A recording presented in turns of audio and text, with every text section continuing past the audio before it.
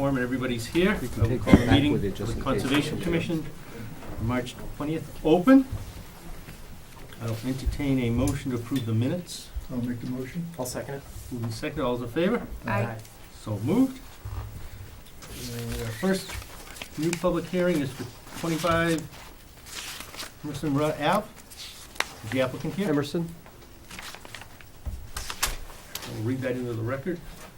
Under the Wetland Protection Act, Chapter 131, Section 40 of Mass General Law, and the West Bridgewater Wetland Bylaw Rules and Regulations, the West Bridgewater Conservation Commission will hold a public hearing the 20th of March 2018 in the McDonald Brown Conference Room, 65 North Main Street, for a notice of intent by Lorraine and Eric Hackinson to construct an addition with a deck to a single-family home within the vicinity of a bordering vegetated wetland at 25 Emerson Ave. We're open. Come on up. We don't bite.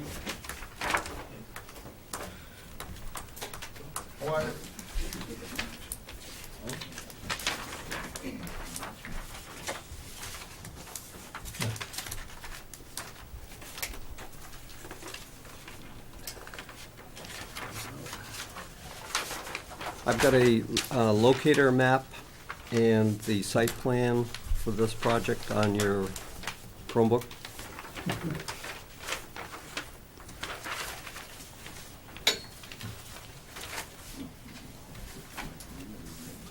Okay, John, show me.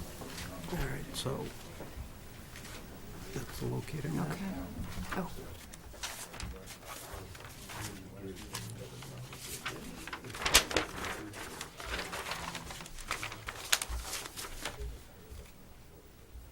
Anybody having trouble?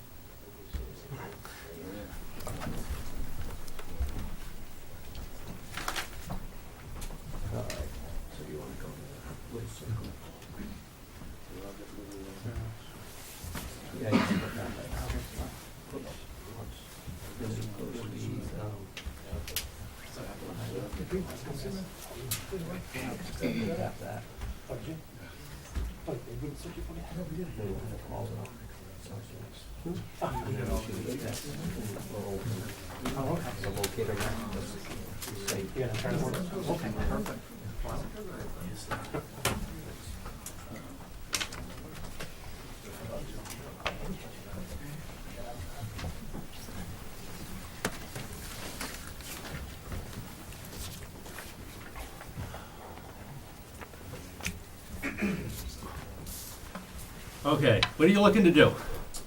We are looking to put an addition on. A two-car garage with a massive bath and bedroom above. And a first floor full bath.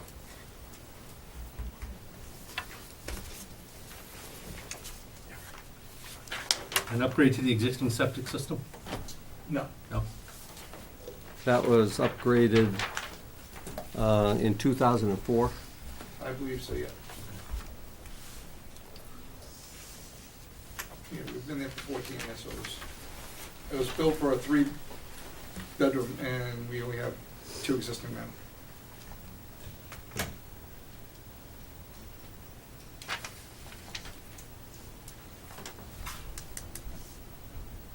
You currently have 2 bedrooms in it? Currently 2, yeah. And the septic's built for 3.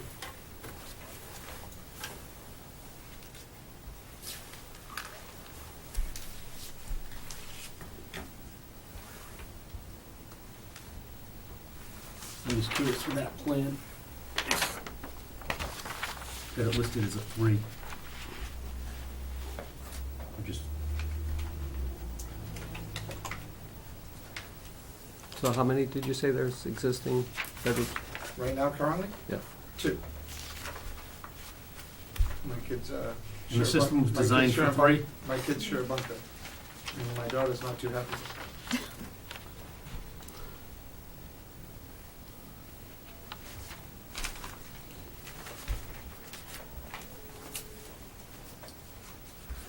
Do you have the sketch of where they're putting the, it's a 8.5 by 11.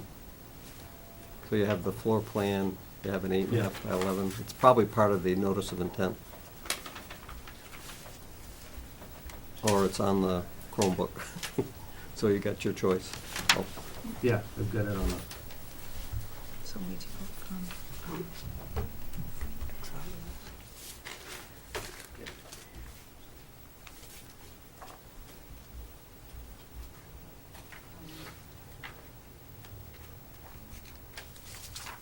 sorry, that's new computers. We haven't had them, this is our first night, so we're kind of like slowpokes. everybody got the plot plan?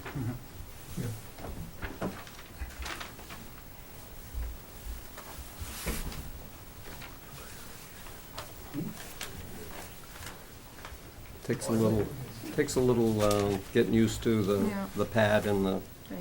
the slide bar and so forth, but you can see that the addition is partly over the driveway, and it's outside the 50-foot buffer. It's 66 feet away from the wetland. They are proposing erosion control to run along the 50-foot buffer. The only issues that I have with this project is that the original owner that sold it to this gentleman and his wife did not get their certificate of compliance for the order of conditions that's on file at the Registry of Deeds. When they purchased it, the current owner purchased it, nobody informed them probably that it was an outstanding order of conditions.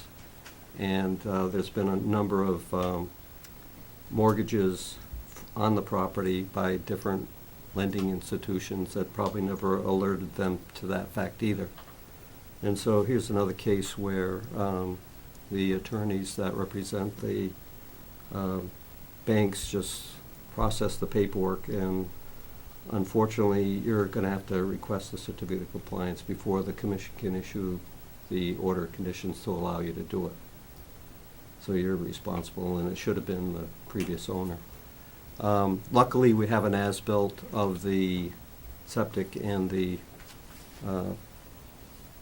septic system, which was what the subject of the order of conditions was. So you don't have to hire an engineer for that. So I'll let you know after the hearing what you need to do to get the certificate. Is that a financial Yeah, burden or I think it's just, out of I curiosity? think it's $50. Okay. But if you didn't have the as-built, then you'd have to have an engineer do the as-built, Correct. and that would have added probably another $1,000 or more to it, so. The other issue is that we don't have a DEP file number, and so we'd have to continue the hearing, but other than continuing it to get the DEP file number so we can reference the order of conditions to the file number, I don't have any issue with the project and would recommend approving it. anybody have any other questions? Yeah. At this point, how soon are you looking to break ground? I assume after the snow leaves? Tomorrow. Um, No, as soon as possible. I mean, as soon 17th. as, we can. All right, in order to get the paperwork done in the DEP file, we'll have to continue, so I will entertain a motion to continue till our next meeting, the 17th. I'll make that motion. I'll second it. Moving second, all those in favor? Aye. So moved. We're gonna continue to the 17th, and paperwork's in, and everything's done, and We'd issue it. you'll be good to go. Great, thank you. Thank you. That was a great exhibit up on the easel.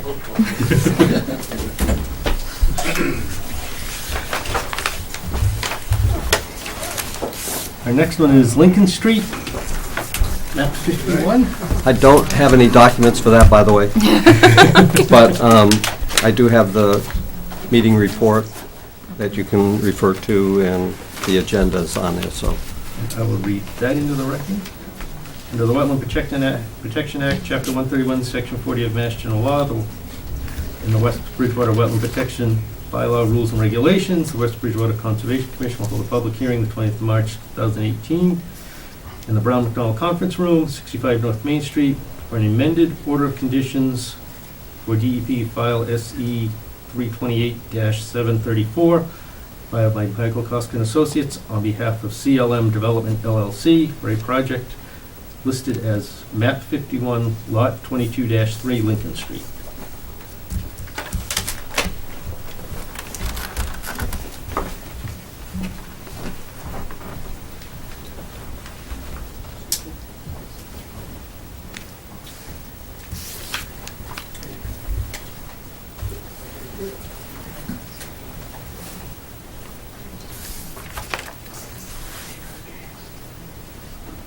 Not here.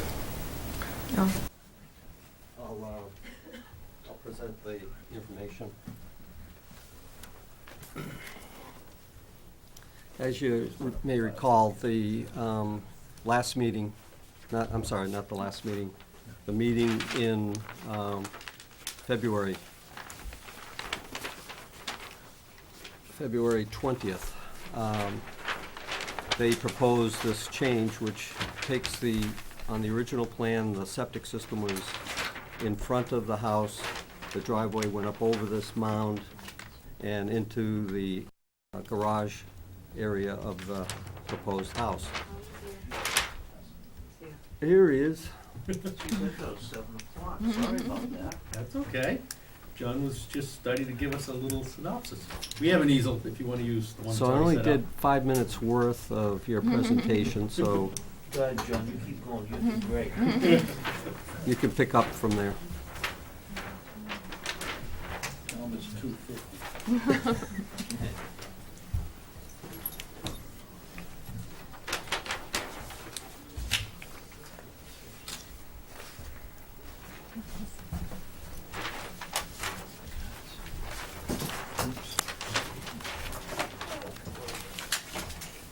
oh, sorry, Ken.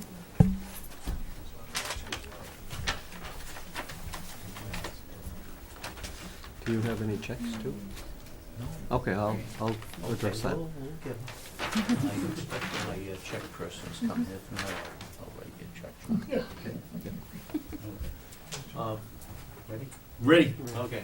For the record, my name is Michael Koska. I'm here for CLM and their endeavor to, I think, do a better job on lot 22-3 than previously was proposed. The house and the driveway are exactly in the same spots. The system is proposed to go in back of the dwelling. We did further testing with Mr. Casper of the Board of Health. Previously, it was up in this area here, which a portion of the driveway went over the system. And not only that, but from the 1,500-gallon tank, due to the high modeling, we needed a pump system. This eliminates that. It puts the system closer to the house, and the well would go out in the front. There would be less of close encroachment to the 50-foot buffer zone. There would be just a small wall here to overcome some grade and right in back of the deck for the septic tank. And other than that, I think that it's a better plan overall. And once we were able to take out some of the trees and see what we had, we have a better scenario. The distances, if you remember, that system was very, very close to the 50-foot buffer. Now we're at 68 feet from the north wetland line and well over 100 from the south wetland line. So when we did the perk testing with the Board of Health, the edge of the field was the easiest place to go. If you've been to the site, there's a lot of Norwegian spruces, and just to try to get through all the rows of those would have been very difficult. So we're here back in front of the commission after notifying the abutters and I guess advertising. If the commission would look at this new plan and amend the order of conditions that was previously issued. I think that it's a more solid plan. It's more environmentally sound, and I think that it lends itself better to a driveway at grade, and instead of going up and over a septic system. So I think we have a better plan now. John, anything? I agree, and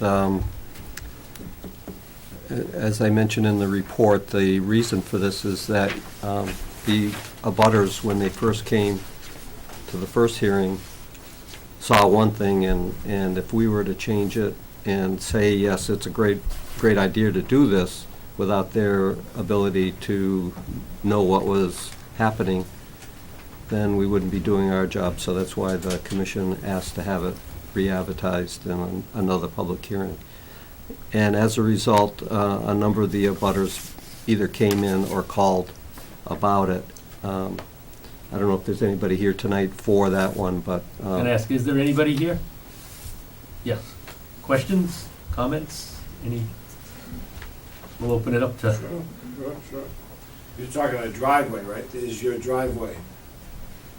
It would start at Lincoln Street, you'd have a pipe underneath so that it wouldn't impede the flow down towards this culvert. And yes, that is a driveway that goes in the back, approximately 12 feet wide, with a turnaround in the event of some situation in the back here where there's a conflict of about a 22-foot wide square there. You have 3 driveways there. I have 3 driveways. Lot 1, 2, and Lots 1, 2, and 3, yes. Those are the only driveways that'll come off Lincoln Street. There are lots on South now, but the 2 houses that you see going up, this 3rd driveway would be up just to the right of that 2nd house. But your plan is only showing 1 driveway. I'm here for lot 22-3, not 22-1 or 22-2. Those plans have not changed.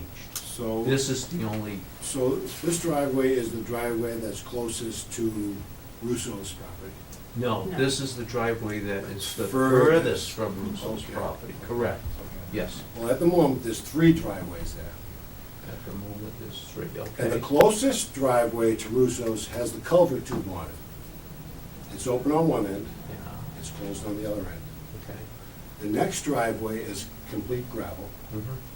The 3rd driveway has been dug out on the swellway The swale, yes, sir, and filled with cement.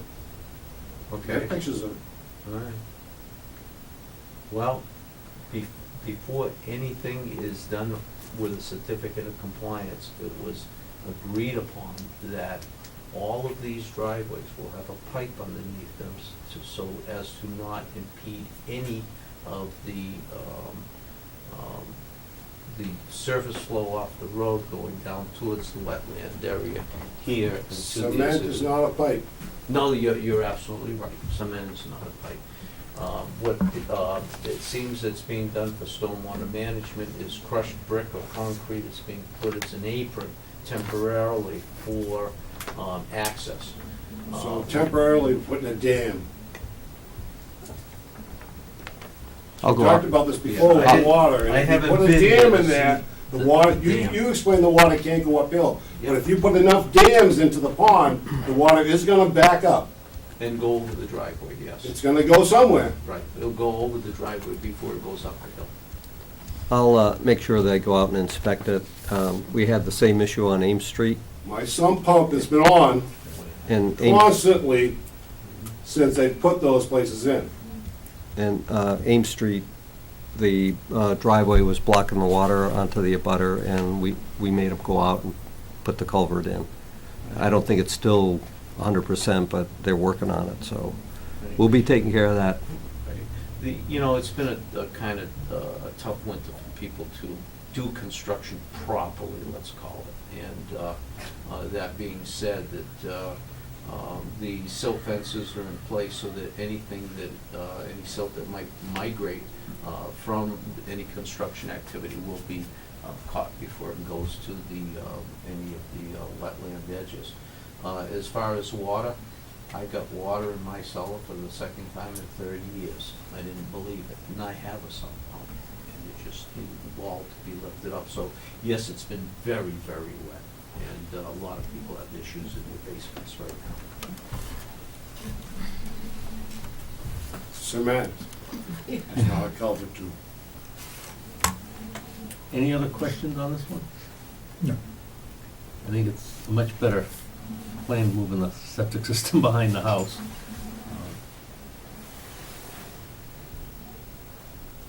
I will entertain I think that you get the cooperation of the applicant as far as these, culverts. It was discussed from day one, and I'm sure that there'll be cooperation here. Yeah, I mean, John can take a look, but if it's a temporary thing, considering the amount of rain we've had in the last 3 weeks and moisture we've had, I mean, it's unusual for the ground to have to absorb as much as we've had, but it needs to drain, and even a temporary culvert or crossing or something to alleviate that. Does that go in the order? Would you put that in the order first about, just Well, for it me wa- to know? It was on the original plan, so the order refers to that, and I can just say you're not complying with it, and we are enforcing you to do it, and they have to do it right away, or we can stop them from constructing. Okay. Otherwise, I'll entertain a motion to close the public hearing. I'll make the motion. Close it. I'll second it. Moving second, all those in favor? Aye. I will entertain a motion to issue an amended order of conditions referring to the revised plan and conditions. I'll make the motion. I'll second it. Moving seconded, all those in favor? Aye. So moved. Thank you. Okay, and I will work with you as far as any, Additional fees? Okay. Yep. Okay. And, like I say, I'm sure you get the cooperation you get. Be sure to mention that because I plan to see him this evening. Okay, thank you very much.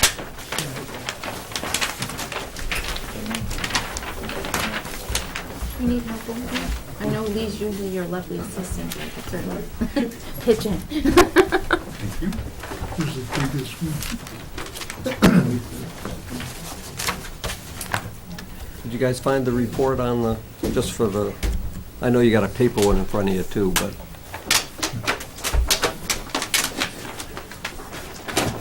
Keep clicking it too many times. it's hard Yeah. to get used to.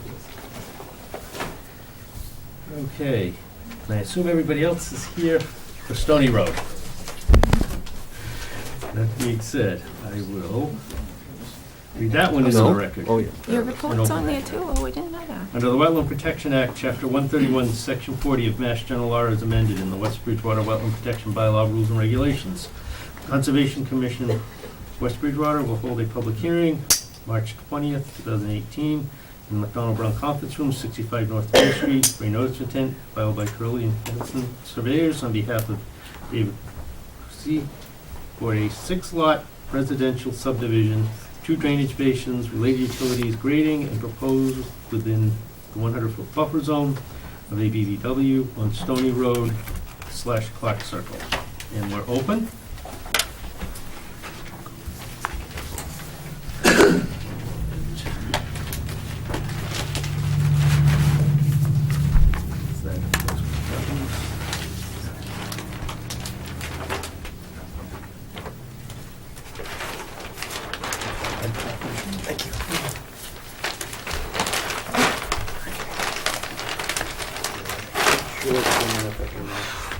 Trying to plan more to the Yes. audience. Yep. Yep.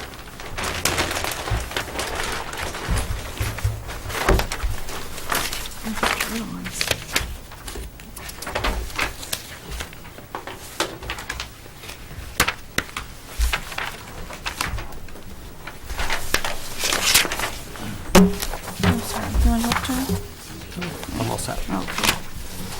I got it memorized by now. I bet.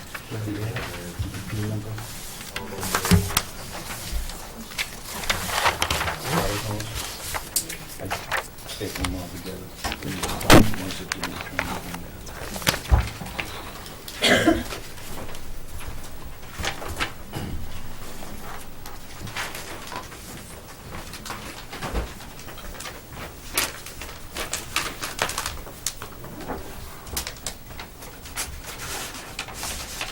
All right. What do we got? Good evening, my name is Bill Self with Curley and Hanson. With me is Dave Cruz. He's the owner of the front of the property, plus he's the applicant that's purchasing the rear part of the property for the subdivision itself. Also with me is Todd Pilling, the engineer for the project. What we have in front of you, we actually were in front of your board a few months ago, 2017, just for discussion of a small pocket of wetlands and the surrounding area to the rear of the property where the wetlands line is. We just wanted to see what the feeling of the board was for certain items, and we were trying to, accommodate keeping all of our activity outside of the 50-foot buffer. And we have done that. It's a 6-lot subdivision. 2 of the lots are presently Form A lots. We're changing one of the Form A lots and going through the subdivision control. It'll actually be more of a Form A, but we've changed the configuration of the existing Form A. So we wanted to include it all in the subdivision. It's all part of the deal. The whole outline of it. It's located on Stony Road. Presently, there's no water line coming down from Mill Pond till you get down around the further northerly end at the angle of the road. Most of you abutters know where we're talking about. Part of the process of going through the subdivision, we've sat with the water commissioners a year ago and proposed to install a complete water main. So we'll be connecting the water line in Mill Pond with the existing end of the line that's to the north of our project on Stony Road.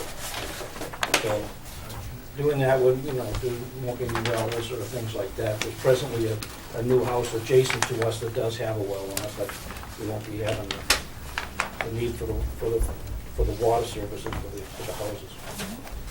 Basically, the 2 houses we have, we're contemplating them facing Stony Road, and the last 4 lots will be coming in through a cul-de-sac where we'll outfall. The drainage more towards the end of it, being directed towards the wetland area to the rear. One of the issues we've seen through conversation, even with the preliminary meeting we had, as well as the ANRAD, was the neighbors' concern for, water that they presently get and, runoff from other property. The elevations of this existing elevation show that it all goes from a west to east direction. So part of our design is to, with the grading of the houses, do more of a grading around the structures themselves, try to leave some of the natural grade best we can. But along the southerly border, we have proposed constructing an earthen swale to be able to try to control any of the existing runoff and the proposed runoff coming off of these houses. Again, we're proposing mostly walkouts, on the back portions of these. That'll be all directed down through your basins, siltation basins, and outfalling, at the very back of the cul-de-sac into the wetland. Eventually, just going towards the wetland area for reach out. Again, everything is outside the for all of our construction. Pretty much that's it. John, do you have anything? Sure. I've reviewed the plans, and I have a real concern about the Lot 4 and the Lot 3. And if you'll notice in both of them, Lot 3, for example, the corner of the house, the proposed house, and I know we're not approving the house because it would have to come through us again under a notice of intent, but the corner of it's right on the 50-foot buffer. To the rear. And on Lot 4, the grading goes right down to the edge of the buffer, and so my concern is that any person that would be purchasing this property in the future would expect to be able to utilize their lot for what everybody else in the town and in a new subdivision intends to have, which is a play area for the kids, pools, gardens, and you've left no room whatsoever for that on Lot 4 with drainage on both sides of the house and right up against the 50-foot no-touch. There is a little bit more room on Lot 3, except for, again, your corner of your house is right up to the 50-foot no-touch. So you have a right to do that. I'm editorializing about the poor people that will eventually live there if a house is built on it. And that's up to them to worry about. But we, as a commission, will restrict the use of that 50-foot buffer with monuments, fencing, whatever it takes. I've included in the report that that has to be designated a conservation easement on your all sets of your plans, so that there's no doubt that it's a conservation easement. And whether during the process of filing for a notice of intent, the commission votes to put up a stockade fence, an iron fence, or whatever along the 50-foot buffer, or no fence, that'll come out at that point. Next is the fact that no water table determinations were made in my presence on this property. I know it was done with an engineer. It was done perhaps with the Board of Health, but before I could recommend anything, I would want to be out there to observe additional test pits to determine where the water table is. And I usually find that the water table that is determined for septic systems is quite a bit lower than what I determine it to be, and if we can't agree upon it, then we can thrash it out in a public hearing like this. So I'm recommending to the commission that you have me out there witnessing some perk tests, some test pits, so that I can determine where the water table is, and I can recommend to the commission what I believe it to be. I've had abutters from Mill Pond come in. They have a number of pictures showing the runoff coming off of this property onto their property, and it's quite substantial. So the fact that we insisted on having a swale along the southerly boundary of this subdivision, which runs from Stony Road to the back of the property, is very important. But I do see that there were no groundwater testing done in that area of the swale. So if, for example, there's groundwater that would be filling up the swale, and then you add runoff from impervious surfaces such as the roof, driveways, a lawn that's less pervious than a forested or shrubbed covered lot, you're going to get more water into that swale, and if there's already groundwater in it because they cut into the groundwater, we would not be protecting the neighbors on Mill Pond. So we're going to need some test pits along there to determine where the water table is. The topographical data shows a similar concern with number 11 Stony Road, which is the north side of the property. The sloping is contoured towards their property, and I need to get out and inspect that to see if there is a concern there that might require a swale to be put in on that side. And lastly, at this point anyway, is that this plan is going to go before the planning board, and there will be a public hearing on that. And my assumption is, and it's pretty typical of what the planning board does, is they'll hire their own engineer to review the drainage. So the question I have for the commission is,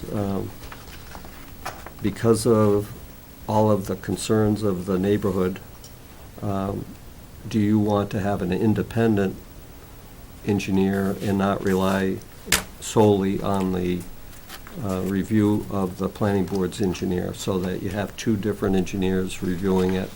And it's a decision that the commission can make based on how you feel. And that's all I have at this point. I'm recommending that the hearing be continued because there's these issues that are outstanding with the water table and also reviewing the drainage. But I'll have some more comments as we hear from the abutters. Any commissioners have any questions? I'm just quick, how many recharge pits do you have proposed for each house for the roof runoff? I don't believe we've, what's the lot for? I'm just looking at, yeah, The dry wells? yeah, the dry wells, it looks like, There's two. The- Two looks like there's systems for each two house, but I for think each it's lot, four or four? chambers per system, so I think it's 8 chambers But this- total for the house, but it's 2 systems. I think they had a couple different configurations. 'cause one of the things we've been looking at more and more is going into rain gardens and instead of putting underground systems in, something that can be monitored a little bit better and checked and made sure that it's performing and doing its job. You need to have a talk with the planning board. Well, that's why the next one that you're dealing with is gonna have to go back to them for some changes, because I don't think on that one we're gonna, We'll but talk that's about it. another issue for another project. But, things that are hidden and underground, I'm not as much of a fan of when they're, Would it help if you had underground, but, certainly an outlet for them to, I see a lot now with the putting in the recharges, that they'll have a overflow or a pop-up.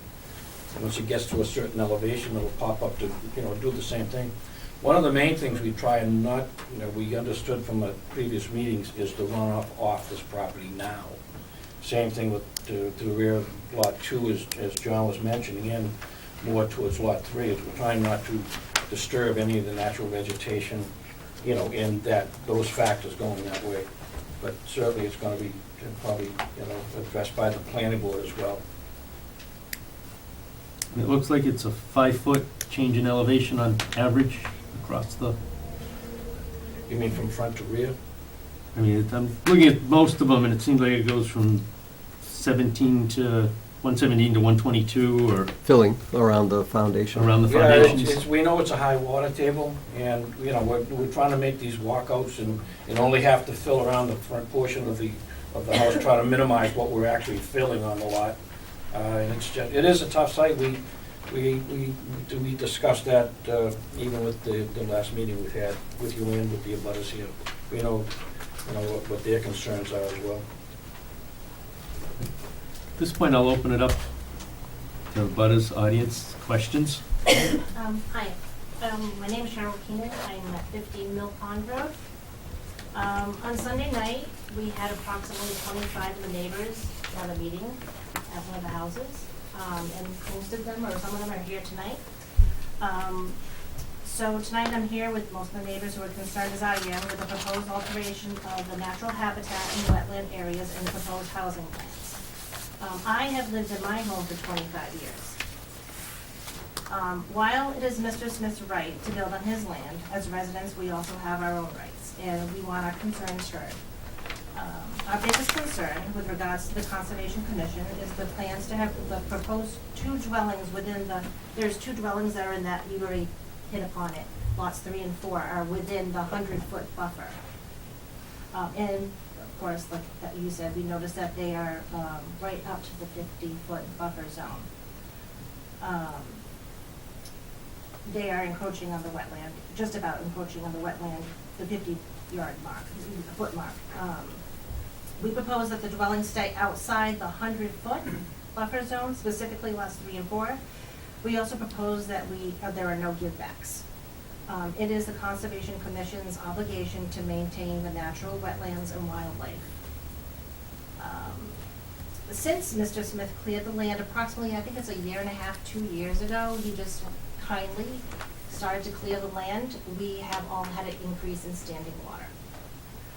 My backyard is constantly, not with any regards to the rain that we've had recently, but it's always wet in my backyard, in my neighbors' backyards.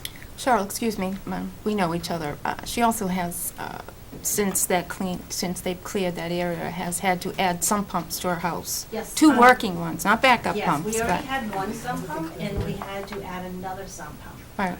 Uh, And it was left to drain into your house and Yes. yard and,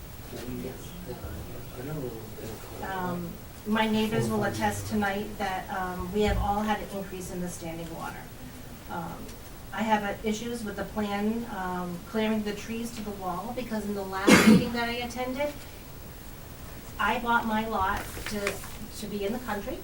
My trees along my stone wall, I do not want any damage to them at all, so at that time, it was somewhat agreed that we would have the trees not clear to the wall, because I don't want to damage the root systems to my trees, and then in a couple of years, all my trees will be falling down, and I'll lose my canopy. So that, I noticed on the plans, has changed, and, or hasn't been any alteration to, and they are clearing right up to the wall. Removing of the trees would result in more water being displaced. There's a lot of oaks, there's a lot of ash trees, and for example, we have researched, and they can absorb up to 100 gallons a day. The small pond that's in the back there is so overflowing right now with water. which pond do you mean, Cheryl? There's two. Actually, the wetland in the Right. blue, and any more water to be drained that way would just be disastrous to the habitat. We all know there's wildlife out there. My husband was out there today, and there's some deer beds out there. You know, we know there's salamanders, there's snapping turtles, we know there's all kinds of wildlife out there. The easement and drainage systems, we know, like, you know, there was big talk, oh, don't worry, if you have water, you know, we'll help you because we're gonna put all these drainage systems in and you won't have water problems anymore. I'm not going on the premise that you will improve my drainage, I'm going on the premise that you're gonna be a problem for my drainage. Because years down the line, those swales and easements are gonna fill up with leaves and debris, and the town is not responsible for clearing them out, the neighbors probably aren't gonna clear them out, and there's a lot of trees area, and they're just gonna fill up, and we're gonna lose the drainage, and then we're gonna have increased flooding. We just are trying to keep the natural habitat as it is, because we already know that our whole area we're sitting, I feel like we're floating on a dock. That's just the way it is. We all have so much water right now. We all have finished basements with this rain and the power outage. A lot of us lost all of our finished basements, but we were getting in my house, since the land was cleared by Mr. Smith, we've had small leaks coming into my basement. And we were trying to manage it without putting an extra sump pump in, but with this rain, we actually had to put a sump pump in. It's just gushing. We have so much water. So we have to gut that. So as we spoke the other night, we all agreed that we would like to propose an outside consult to come in. We would also like to propose, which was mentioned anyways, we would like a new park, because in the 25 years that I've been there, that land has not perked. And he just, one time, on a very, it was a very dry season that it perked. We just know that's not gonna perk. I'm sorry, Cheryl, you weren't talking about perking, right? I just wanted to clear that up for her. She thinks what you're gonna do is a perk test. Perk tests are for septic systems, and also during that process, they determine where the water table is. And I'm only concerned with the water table. The perk rate for the septic, the Board of Health has to justify what they witnessed and what they allow. But for the water table, which is part of the perk testing, so that's why Paul is asking for a little clarification. I would just go out and make sure that as we dig down through the surface, we determine where that seasonal high water table is, so that any of their drainage structures will be kept up above that, so it doesn't create less capacity in the drain system by taking up that space with groundwater when it should be taking up the space with the runoff that's generated from developing the site. So it means more water would be there to begin with. We're trying to eliminate that by, Okay. Okay. So also, there is a resident right now on Jewel Drive who is experiencing disastrous flooding at her home due to a neighbor's installation of an in-ground pool, and has altered the easement and the water flow, and her house is flooded. And complete gut, the basement has to be completely gutted. Also last night, my door rang, and it was a neighbor from Spring Street, and he came over to discuss that the issue that he is currently having with Autumn Way, I think it's Road Away, and Curly and Hanson issues as well. The gentleman dropped And I off. think, Stephen, you can talk about that. There's one for you. I'll leave one up for Kitty too. If everybody could just read what was written, I mean, in a nutshell, at 2 Autumn Drive, that drainage that was put in there, that drainage basin, it's an absolute nightmare for my house at 438. Also, we own the house across the street, 433, and our neighbor right here, Greg, at 45, directly across the street. I mean, it's just unbelievable, the water that's coming in the basement. I've never, living here for 30 years, I've never had water come in like this early in March. So it's crazy. So in a nutshell, I'm just gonna voice our opinions, but we don't feel that this can hold 6 houses. We feel that we can hold 3 houses, maybe 4 the most. It just seems impossible to squeeze 6 in there, and you're pushing it right against the 50-foot, and we were hoping that you would stick to the 100-foot. I mean, it shouldn't be that deep in there, just to squeeze in extra houses. Can I ask a question? You mentioned, I'm sorry, what's your name, sorry? John, John, you mentioned it's a 50-foot buffer. Isn't it a 50-foot no-build, a 100-foot buffer? no, Just for clarification, am I wrong? 100-foot is the jurisdiction. Oh, that's where- our West Bridgewater jurisdictional. They have to notify us, and we have the right to review anything that happens within that 100-foot. And then the This Commission for New Construction has typically in the past historically looked at the 50-foot line as the protected no-touch zone. And if you go in there, we look for compensation or replication somewhere else within the project, if you have to, and you have to justify the reason for going into that 50-foot. Okay. Can I show, or ask the engineer a couple questions on the map? On the back side of this lot right here, it's actually 1 foot of grade from the back. You're going from, to the wetland buffer line, you're going from 115 to 114. And on the back side, you're going from 115 to 114 here. So that's 12 inches. 12 inches protecting the wetland. I don't know how they're gonna grade that or build a wall to protect flow to accurately handle the water that's coming through here. In addition, right now, from here back is covered with trees. As we were mentioning, I mean, on a good day, there's plenty of maples back there. Maple can take up to 300 gallons a day of water. Just in a typical day, on a dry summer day, it can reach up to 400. This little Euro pond right here, which I learned in the last hearing was actually potentially dug for the cows to drink from when it was a dairy farm. It has grown substantially to the point where right now I would argue that it's as high as the 115 line. Because I walk back from my property, I live at 9 Stony Road. My whole back of my house is flooded right now. This is all water right here. And I took pictures during the last few storms so you could see the settling water. My concern as an abutter is on these lots, you have a grade of 117. On the back of these houses, 120. Back of us, 119. So, judging how this is 114, and you're putting in a tree line, everything's running right here towards these 3 lots. The person who built my house lives next door to me. He lived there for 25 years, he never got water. I moved in the last 5 years since he cleared that lot 2 years ago. I started getting water, I had to put in a full French drain and sub pump system. I had 2 owners of the house, went back and speak to them. The guy that sold the house told me he never had water. There was never water in that house, ever. So, and that foundation is sealed tight. So, the other concern I have is that, and this is more for the drainage easement, I work a lot in construction as well. And we don't have a DPW in West Bridgewater. We really don't. Okay, my drainage, my French drain in my driveway, because I have oak trees, drops acorns. When I drive over those acorns over the fall, they crush up. If I don't clean my easement 4 times a year, and I'm talking a 2 by 2 foot drain, it's clogged, I back up, my driveway's full, my basement floods, and that's it. So they're talking about I I don't even want to do the math of this easement, with no maintenance contract, no community fee, nothing in terms to maintain that. They're pumping the majority of water towards this wetland, and this, which will become, if anybody's been to Tampa or Florida, it will become what you see in every cotton community, which is a drainage pond. Mosquito pit, it'll absolutely destroy the ecological conditions of which those wetlands thrive on right now. Noted as salamanders, frogs, deer, natural place for them to drink. So, I'm just being honest about what I observed living right here. And when we moved in, when they cleared this lot, I get water in my house.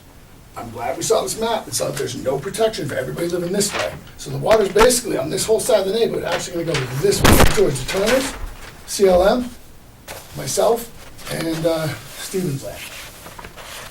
So that's the map, that's the grade. So you can do that. The other thing is that, and my last point, I apologize for running out of that. These two houses in particular, 115 to 114, 115 to 115, 115 to 113. We're talking fuzzy math here, guys.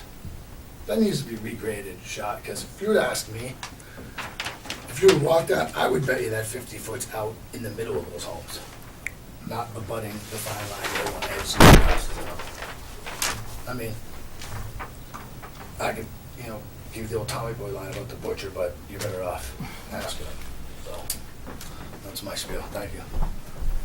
If I could just comment about at least one of the comments. On the agenda this evening, the commission is looking at a proposed article for this year's annual town meeting. And it's a municipal charges lien, which is allowed by Mass General laws for the town to go and do some maintenance on these drainage structures. And if the owner fails to do it, and it's necessary that the town do it on their behalf, this article, if passed at annual town meeting, will allow the town to lien the property for the cost of doing it. So with that kind of stick hanging over the landowner's head, unless they went bankrupt, they would probably elect to do it if they were threatened with that kind of thing. So, John, can I set a proactive law or a reactive law, though? Like, is that a law that's put in place if it fails, then they go in? Or is it, Well- hey, we need to monitor this culvert because it's on a tree line, it's in a wetland, and the odds are it is going to back up? I'm just asking the question, I don't know. it's a tool to help with the other part of the equation, which is this town now has a stormwater bylaw. And the bylaw requires the developers of anything over 15,000 square feet to abide by, and this is well over 15, to abide by the maintenance agreements that are written into the stormwater permit. And so if you have the requirement that the owner of the subdivision or someone who's responsible for it, and we'll have to get to the bottom of that somewhere along the process, if they fail to maintain the stormwater, then if this article passes at town meeting, the Stormwater Authority, which is the commission, Conservation Commission, can hire out if they need to, someone to clean it, or the town DPW can go in and clean it. And just like a lot of the other things that they do that are over and above the normal, they would have a right to send a bill to us, and then we can lien the property if the landowner doesn't maintain it and doesn't pay us for what it costs to do it. So we're looking for ways to have enforcement, because up until this, once they received a certificate of compliance that everything was all right, see you later. They don't have to do anything at that point, and we have to go in and do enforcement, and that's very hard to prove after the fact. So this is being proactive. It's adding some enforcement tools that make a lot of the approvals with the nice words that say you will do this and you will do that, actually come into reality, because a supermarket in the area promised that they would do all kinds of maintenance on their underground stormwater system, and they were to return in reports on a yearly basis, but once they received their certificate of compliance, we haven't seen a report. So it just, because we didn't have that regulation at that time. So we are trying to address these things as we see the problems developing over the years. And we're asking for your support at annual town meeting to, if the commission votes to put the article in, to vote for it, to give us that additional ability to do enforcement where it's necessary. How does that get funded? Just out of property taxes, or is there a special? So, assessment? along with the stormwater bylaw, there's a stormwater utility provision. And the stormwater utility provision has a way of generating fees. So let's say a developer wants to put in a subdivision like this, there would be, and it doesn't apply to this one yet, because there's not a utility set up at this point. But in the future, the utility would charge for so much of the impervious site now being made into, pervious site being made into impervious with the roadway, the roofs, the driveways. And they would be charged so much for the impervious square footage. And on every project that happens in the town, if that money goes in to a fund, then that's the fund that you draw that money from. And then we can lien the property so that when it's sold, the money comes back into the fund. So too late for this property, though, Too late for this one. which is our primary concern. Yeah. I understand. I just have a comment or question. Right across from the proposed subdivision is considered the West, what does the placard say? The West Bridgewater what forest? Town forest? Town forest, Okay, yeah. thank you. That's all I want to know. Question? One thing that kind of amazes me is that land, where the subdivision is gonna be going in, they tried to perk that probably 20, 25 years ago. I don't know if it was independent or random, but it never perked. Why all of a sudden did it perk now? I'm just curious on that. Wouldn't that be protected under the 100-year floodplain type thing, where, geologically over 100 years, that's what you need to take into consideration, not just the last 20 years? Well, if I could address that. I have perk tested a number of pieces of property in the past, and if someone does not want to pay the engineer to go to the extreme to find suitable soils, which might be hiring an excavator to come in, and let's say they only brought in a rubber-wheeled backhoe, and they could only go down to 9 feet or 10 feet, and decided that they didn't want to build on this land because they didn't find anything in that 10-foot stretch. They walk away from it, and everybody considers that to be a piece of land that didn't perk. So then another developer comes in with a large excavator and digs down to 15 to 20 feet and breaks into beautiful gravel.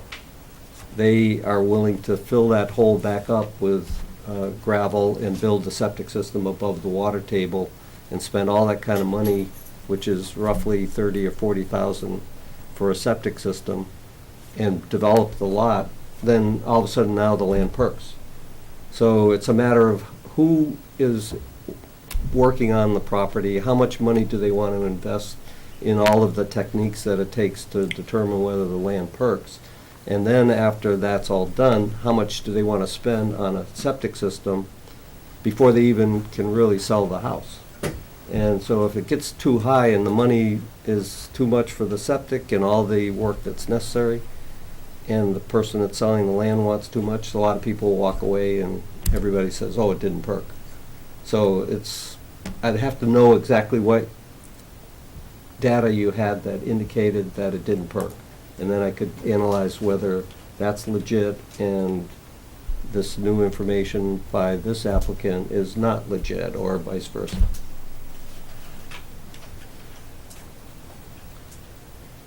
Yes, any other questions? Two questions. Yep.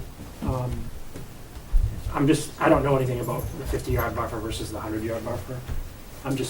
Why wouldn't, if a 100-yard buffer, a 100-foot buffer is available, and you're hearing from the abutters, and it makes sense that they shouldn't build beyond that 100-foot, like, why wouldn't that be enforced? Like, what's the sort of mechanism to enforce something like that?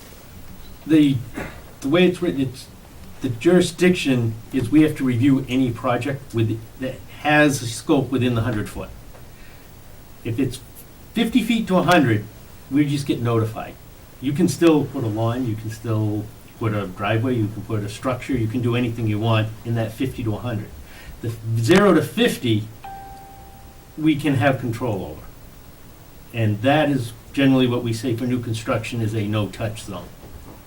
So it's that 50, the 0 to 50 is where we really have the protection that we can go to. Most towns don't have that. And most towns, the developer can go right up to the wetland line. There is no 50-foot buffer. West Bridgewater, way before I was involved, was smart in their bylaw and actually put this in. Otherwise, you'd be looking at them developing it right up to the wetland line with no protection. Second question is, so if there's gonna be 24 people populating those homes, right? Two adults, 2 teenage kids. Stony Road can't take 24 cars. Are they gonna widen the road? What's going on with the road? That's a planning board issue, but it obviously is an old ancient road and it needs some help. But the commission doesn't have any No say on that. jurisdiction in that. But when the planning board has their meetings, I would definitely show up for those as well. I noticed on the plan you have it listed as Nancy Way. Is that gonna stay a private road, or are you eventually looking to have the town take that over? Yeah, under the subdivision control laws, certainly any applicant will encourage that the town take it over under the law. I think that's really is also part of the process for planning board, whether they. We've just had a couple that have come before us and specifically said they didn't want to. They wanted to keep it a private way, and then there was homeowners associations involved for other reasons, either septic or to deal with stormwater runoff issues, and Right. so I was just throwing that out there, You questioning know, it. that normally would come up in the planning board meetings. Certainly, we can discuss here as well.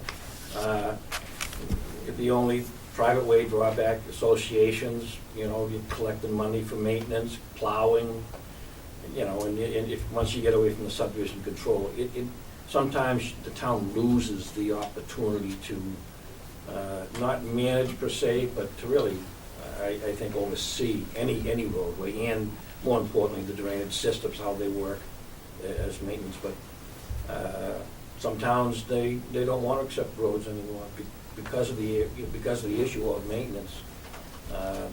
They put that into the regulations.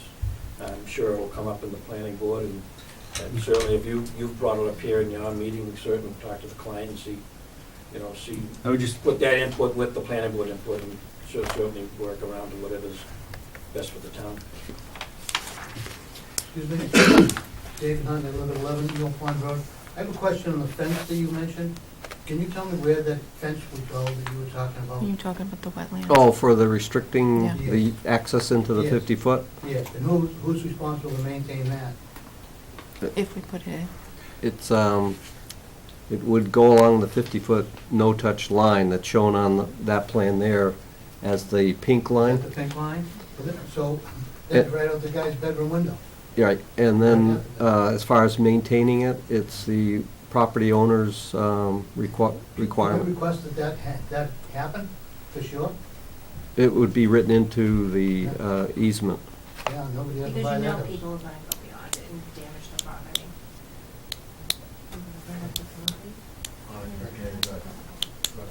No, well, I was gonna bring it up if you want to bring it up. forget it. We'll fight over it, okay.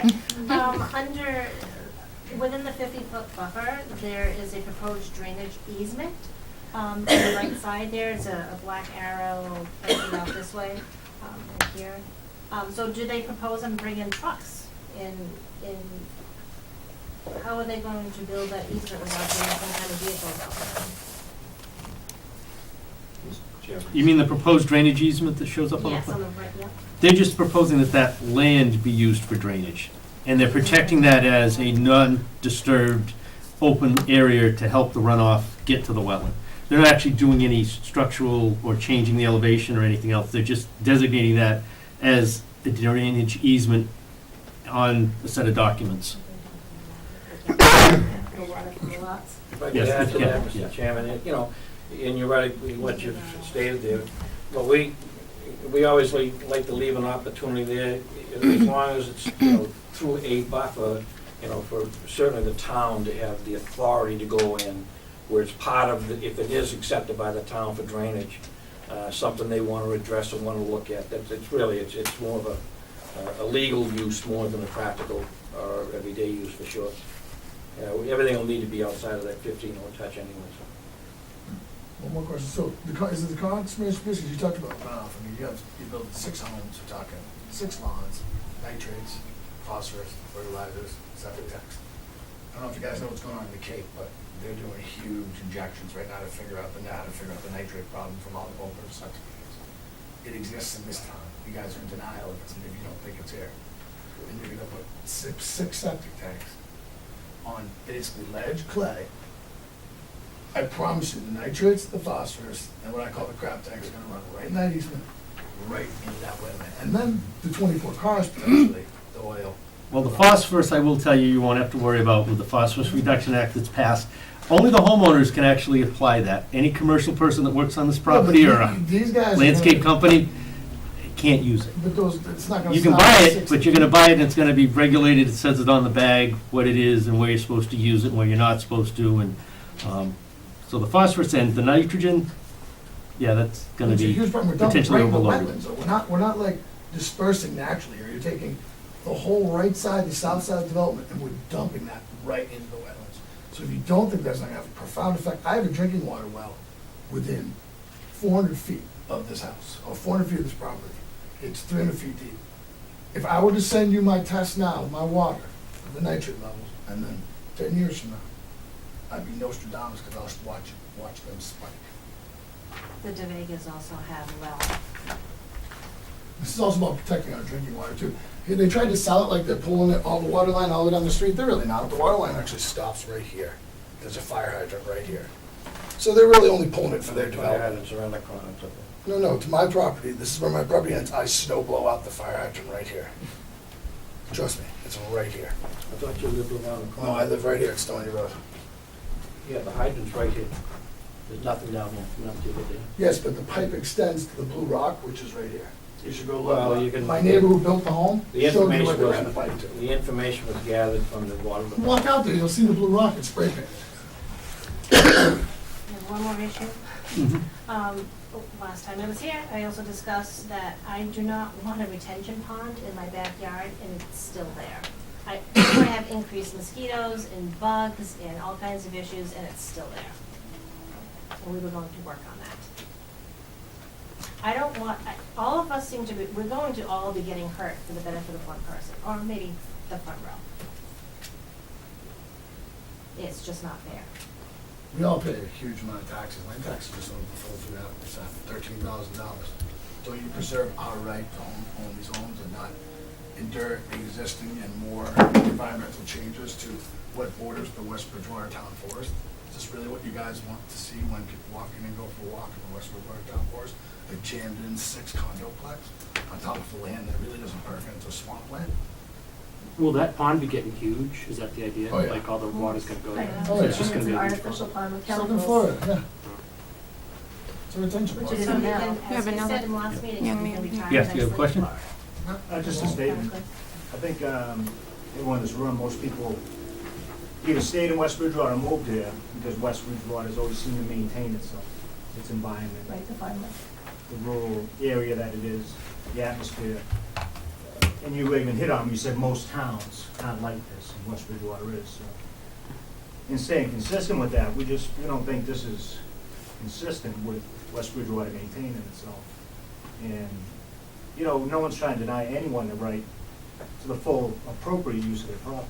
within current zoning and conservation bylaws, and also without infringing on the current residents with current actual dwellings already there.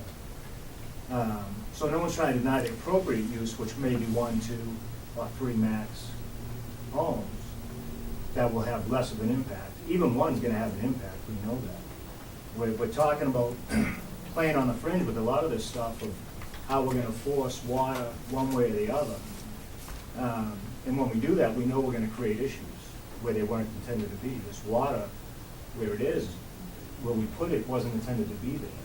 And there's gonna be follow from it. And every time, you talked about it with the grocery store, when we start playing on the fringe, someone's gonna be left holding the bag, or a basement full of water. So, you know, if we just stick with what's existing and don't infringe or impact the current dwellings and residents that are already there, again, use the property appropriately within current zoning and bylaws, but also without impacting the current residents, current dwellings currently paying upwards of $8,000 a year in taxes. If I could just say something.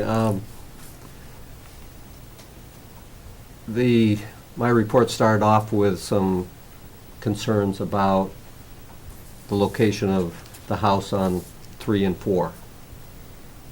I made a lot of statements about how these people won't be able to fully utilize their land, even though they're probably paying taxes on a number of acres, and that they would normally expect, moving into a new subdivision, that they could do all kinds of things behind their house. There's nothing that this commission could do to make that developer not put a house there because we didn't think it was going to be good for a new resident.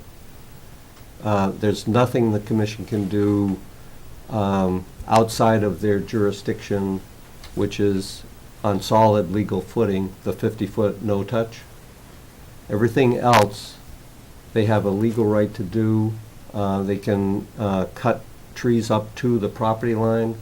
We may not like it, and you as neighbors may not like it, but they have the right to do this, and for us to deny them for an arbitrary reason because we don't like it, and like I say, I don't like 3 and 4, but it's arbitrary. It's my opinion. Somebody else moving out of Dorchester might love that house. And so who am I to say they shouldn't live there? So if I advise the commission not to approve it because I don't like those house 3 and 4, the town would be in serious jeopardy of a legal fight because this developer has every right to do it. So what we are trying to do from this commission, and hopefully the planning board as well, is to get the best that we can to take care of the abutters and the future owners of this property so that the minimal amount of impact on everybody is kept just to a minimum. And that's the best that we can do. We have to rely on the consultants that work for the planning board, or if this commission votes to hire their own independent one, we have to rely on them to make the plan come out at the end so that we can approve it, so that it's technically correct. It may not be something that even that engineer, either engineer would like, but this is what the developer has the right to do. So we need to have as much input from you so that we can try to minimize the impacts on you, but this will impact people. And there's only so much this commission can do. But I thought your rule was to impact the wetlands, protect the wetlands, and I brought up a very valid point about the discharge. That's why you have the 50-foot buffer. The 50-foot wet buffer is meant to more filter out what's being discharged from the neighborhood, right? But it's gonna go into the same aquifer, John. The law, It's not gonna go in an aquifer 10 miles down the road, it's just not. the wetland law in Massachusetts, as the chairman mentioned, by law, a developer can go right up to the edge of the wetland with a corner of the house, the lawn. They can put fertilizers on the lawns, and it goes right from the lawn to the wetland. This Commission has a 50-foot buffer, so we at least keep those lawns, and we can't restrict the amount of nitrogen or phosphates being put on the lawns because we have no regulatory ability to do that, other than what the chairman mentioned that the state law has for nutrient amendments.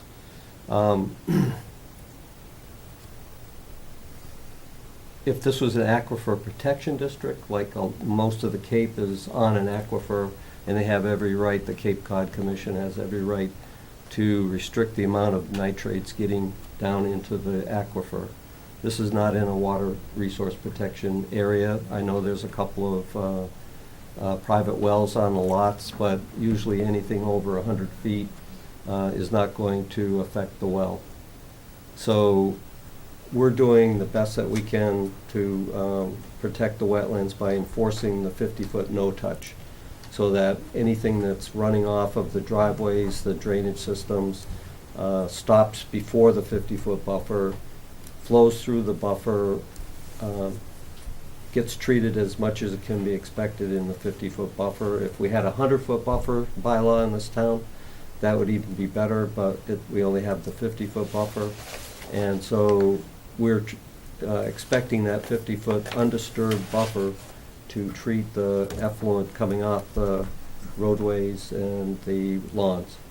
And that's the best that we can hope for. I understand you can't deny somebody just because you or I don't like it. I would urge the commission to absolutely get independent engineering. Hopefully the planning board will do the same, so that'd be encouraging. But we all know here, if someone buys these homes that are built right on that 50-foot buffer, we know what's gonna happen. Unless there's some substantial structure beforehand, not after, but beforehand, in place to make it absolute. But we know what's gonna happen. Even these drop-offs, and these aren't graded gradually, these are drop-offs right from the house. You're going straight down 5, 6, 7 feet. You know, no one's gonna really like those either. I expect to see those graded gradually as these residents live there possibly. Have you scheduled your planning board hearing yet? Yeah, it's a couple weeks into April. I think it's like They've sent it out to their think it's the review engineer 4th. for study. Yeah, April 4th. Yes. Because in the past, sometimes we've used the same consultant to streamline the process. I don't know who they're thinking of using. It's I the would same one like they to- use all the time. I'd like to- HML. I mean, ask the commission to drive down Spring Street and see the lake that's on it right now. I mean, it's a lake, guys. And As that John was said, just we're gonna have to one- schedule the water table Yeah. to determine that anyways, Yeah. before, Yeah, perk test, yeah, we can go too much further. I'd like to reiterate too, that swale on this far, towards the Mill Pond Road end of the property. I mean, we've all but said, nobody's gonna maintain that, even with the passage of a new law, maybe a new law. But that's not gonna be maintained, so that's really just a Band-Aid, right? Because it's gonna fill in. I mean, it's not a fix, it's a Band-Aid. It's gonna go right through the forest. What's that? Across the street, it's gonna go right across the forest, Yeah. across It's the gonna be street. my, yeah. Have you counted my wastewater treatment plant? So West is that Bridgewater? something the Conservation Commission would address, or is that something more for the building permit? Well, again, depending on how the easement or conservation restrictions that are put onto it, I mean, it could be addressed with an order of conditions, but you're gonna be putting one to at least 3, maybe all 6 homeowners under their responsibility to maintain it and keep it cleaned. So what, if this is approved eventually, there would be a stormwater agreement that would be signed by the owner of the land currently. That agreement will specify how that is to be maintained. If that owner sells each lot, now we have that problem of how do we make the individual lot owners responsible to abide by the stormwater agreement. And it's gonna be recorded in the Registry of Deeds.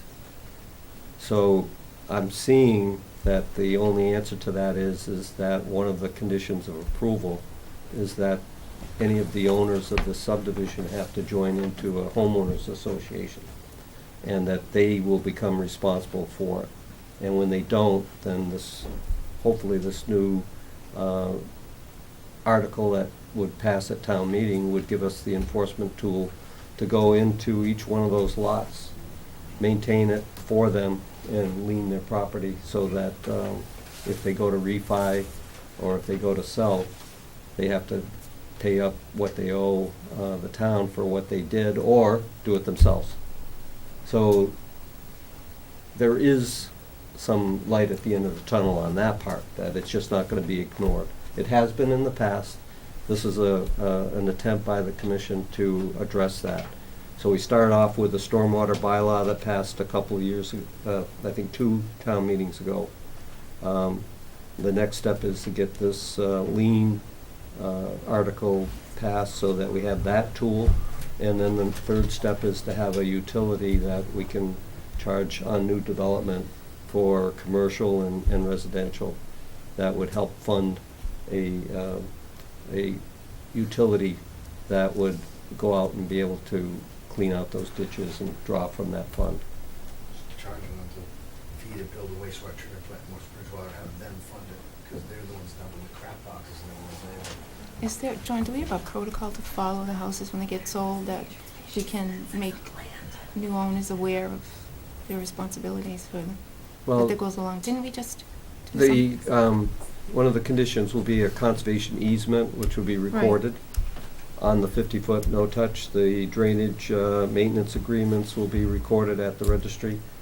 But in this room, how many of you hired an attorney to represent you at the closing, or did you rely on the bank's attorney? No. So everybody that raised their Such a hand deed. had their own attorney? That's smart, because that attorney's looking out for you. The gentleman that was in here to start the meeting probably didn't have his own attorney at the closing, and they allowed the closing to occur without a certificate of compliance. Right. Because that attorney was representing the bank, and the bank doesn't care. They only want to make sure that you have good title and that you Right. have good credit, and they'll deal with the matters later on. So, to answer the question, if you have attorneys that are representing these buyers, they're gonna spot that, and they're gonna alert someone about that, and they may decide not to even sign the P&S. If they sign it and they do purchase the property, they are now on notice that they have to abide by this. And if they are subject to enforcement action in the future, there's no excuse. It's in the deeds, it's public record. They went and infringed on the 50-foot buffer and tore the fence down, or knocked it over and went on the other side and chopped down all the trees. Then this commission has every right to go and do the enforcement and charge them penalty fees for doing what they did. And because it's on record, there's no benefit of the doubt given the people. The commission doesn't like to do that, but when it's so obvious and so public, and everything's on record, there's no excuse for it. How much are the penalty fees? They range, but up to $300 per violation per day. These things, the 50-foot buffer, all these things should come out during, well before the closing. It should be a disclosure that the seller's mandated to be forthcoming with, correct? Right, and the commission requires marking of the easement with signs. So as a potential buyer, you're going out, and this has to be put in before the house is constructed, and you go out to the site as a potential buyer, and you're looking at the signs and you say, what are those? And if the seller's agents don't disclose what those signs mean, they're probably liable. But there's every attempt to let people know that there's something different about this area, and you better check on it. And those are usually like white PVC pipes or something that's pretty obvious. Right. And we usually require those along most of our, On every, yeah.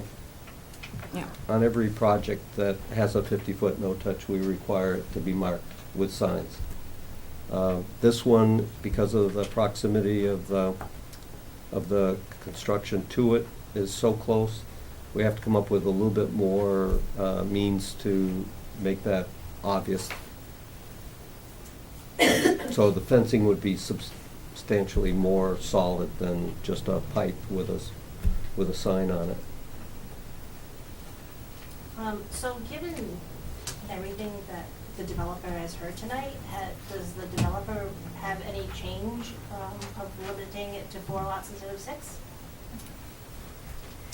I think, as representative for the developer, I think it's a lot to digest. Certainly, we hear all the concerns, and we still need the planning board to go to, so we'll certainly have a discussion with the developer. And my only question, John, would be just timeframes, whether your availability to do additional testing. I'm thinking more of your continued date. I figured it full. Well, tentatively be the 17th of April, unless you want to push it further out than that. Well, that's what I asked John. Right, that's what I'm, so that's first available. Can you, So, so, so I'm available on Monday, Tuesdays, and Thursdays. Okay, so that would basically almost be a month for us to get out there before your next meeting. That's what I'm just trying to get that time. Well, I know with past subdivisions, it wasn't just John that came out to witness the soils that we did. It was a planning board consultant also, so until we get everybody on board, okay. then I think we can make the arrangements. So when would we vote on the consultant and who we're gonna use, if we're gonna use planning board or if we're gonna get our own?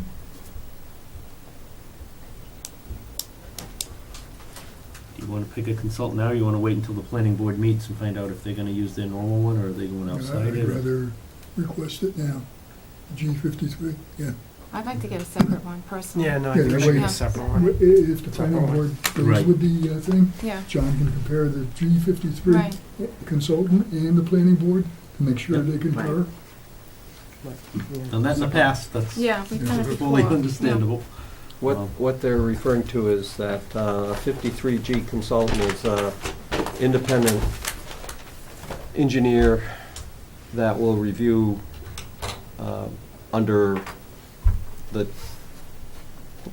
sorry, I almost said planning board, under the conservation's regulations, in the stormwater regulation. The planning board's engineer will review under the planning board rules and regulations, which are similar but different. And even if the engineer that reviews for the commission comes up with a finding, it doesn't necessarily mean that I agree with the engineer. And I'm not going to be the person ultimately responsible for the review, but I would put a lot of input into what the engineer should be looking at based on what I've been hearing. And so the engineer will have the ability to, as if they were here tonight listening to what's being said, so that they will be looking at these things as well. I'm hearing that, I will entertain a motion to get a 53G. Make the motion. I'll second it. Moved and seconded, all those in favor? Aye. So moved. May 1st work for the continued hearing? I think that would be, Or you want to, yeah, Go I to the don't wanna schedule it, then have it. I know we're gonna go to the planning board, and they're certainly gonna have their, some questions and review. stuff, and, you know, hopefully it's in on time. If it's not, then, we'll have a quick continuance that meeting. We certainly know we're gonna have a continuance with the planning Right. board. So I'd rather have as much input as we can from the planning board, so that we can, merge that with your recommendations. And change the come back plans to- once and not have to do it 7 Exactly. times. It works for the developer every time. So what was that date again? So it would be May 1st, would be the next hearing for this. And is I'll Alan entertain- and Major still the 53G? Probably. board? Yeah. Will be. So I'll entertain a motion to continue to the May Make the 1st. motion. I'll second it. Moved and seconded, all those in favor? Aye. just so you all know, May 1st will be the continued hearing for this. However, what I would ask, or tell you to do is call in that day, possibly, to the Conservation Office, just to confirm that it's on, because it could get continued past that, depending on what the planning board finds and how long it takes to get all that put together. And make sure you tell, you will not get another green card to tell you that it will be May 1st, so it's up to you to show up on May 1st. Okay? That's why I'd say call in so that you don't waste your time if you don't want to come in, unless we're more than happy to have you come back in on May 1st, no matter what. Is the planning board meeting public too? The planning board meeting public, right? Yes. Yes. Yep. You'll get we'll all get a separate notice. Yeah, you'll get another notification, just like this one, for their meeting. Thank you guys, And on the- appreciate you hearing us out. On the 1st, on May 1st, it's the day that I'm here all day. So by all means, if you have any questions about whether it's going to be on for that evening or be continued again, and save you a trip from coming here, call and we can tell you that.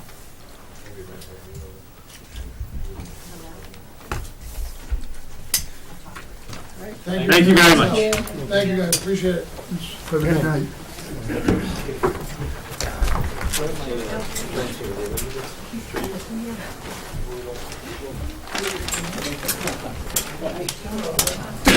Good job. Excellent job. Excellent job. I know you wanted to do it. Yeah. Continue to the 17th of April. I mean, I just, Well, I'm gonna do a quick presentation to tell you what the planning board wanted. And then all right. Because John's notes, I guess he talked to you, and we can continue it to the next one, but. Well, yeah, he didn't, I knew it was gonna be continued, I just wanted to present what the planning board wanted. Because, like, here, you get two different review consultants, you get one guy wants rain gardens, the other one says absolutely not. So, you know, what do we do, we're stuck in the middle. Just like if you want to approve, you do plant plants, and that one says you only will approve if you do plant plants, so what do I do? So, yeah. It's a place to be. Is the other guy here, or am I gonna be over there? My stuff's in the other room. I'm not seeing anybody for West Center Street. Yeah, so- that's been asked to continue, so. Okay, yeah. Gentlemen, thank you. Thank you. Yep. Good night. I'm just gonna grab my stuff over here. Want to do it while he's going out? 102 West Center Street. We've been asked for a continuance, so I think we should make it to the 17th. 17th. So I'll entertain a motion to continue till April 17th. I'll second. Second, all those in favor? So moved. I'll have to send some emails out.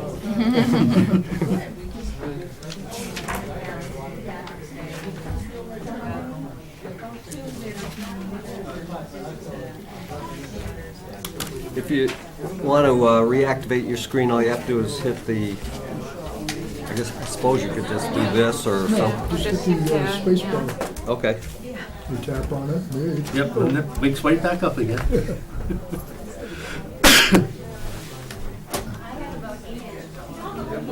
Where'd everybody go?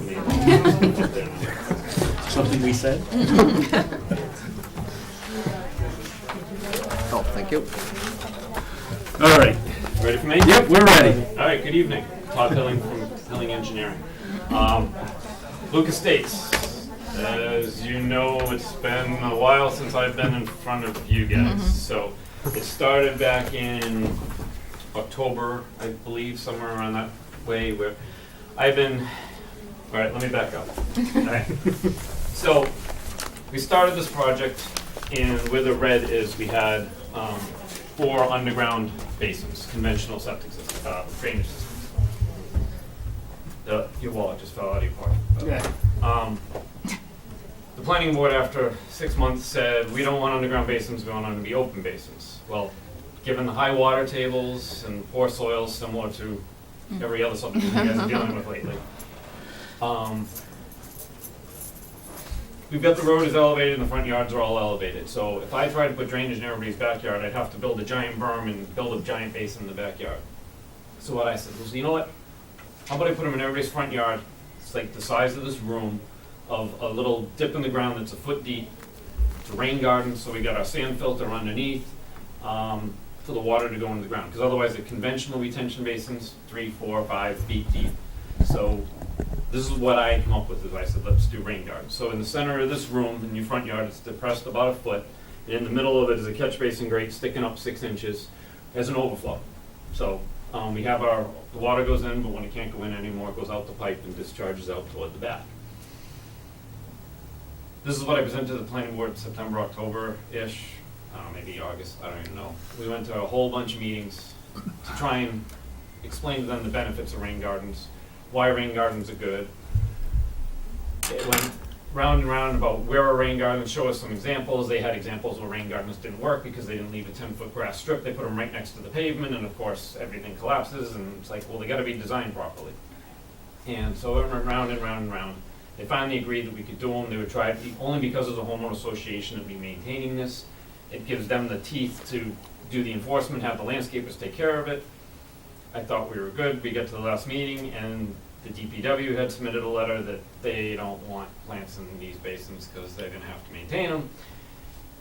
So the planning board was basically like, we don't want the plants because the homeowners are gonna dump their grass clippings in there, et cetera, et cetera. I said, all right, well, the only issue is the plants. What if I take the plants out, instead of mulch on the bottom, we make it loam and seed, so it looks like every other basin in town, but it's still only a foot deep in somebody's front yard. Everything's the same, except instead of plants, it's grass.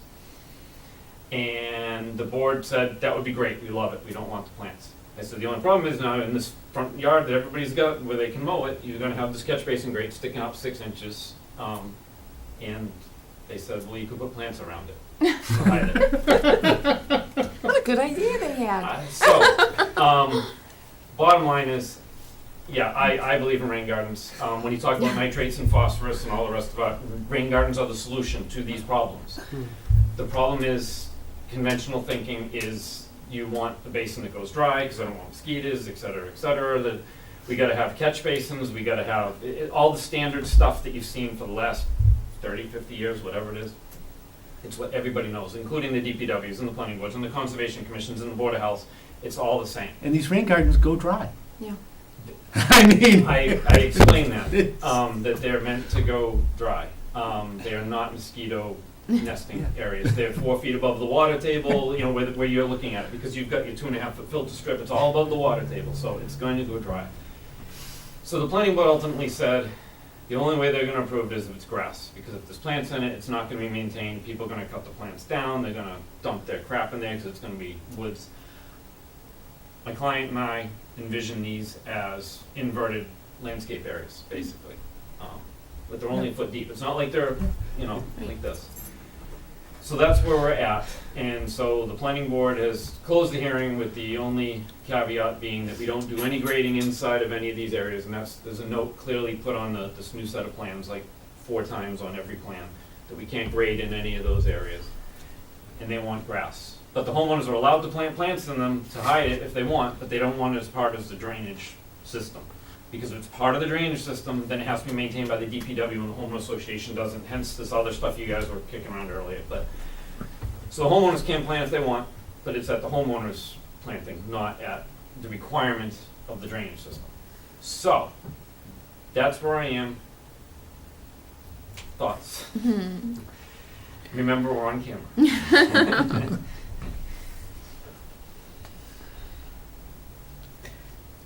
We are talking about, or we had been talking about homeowners association Right.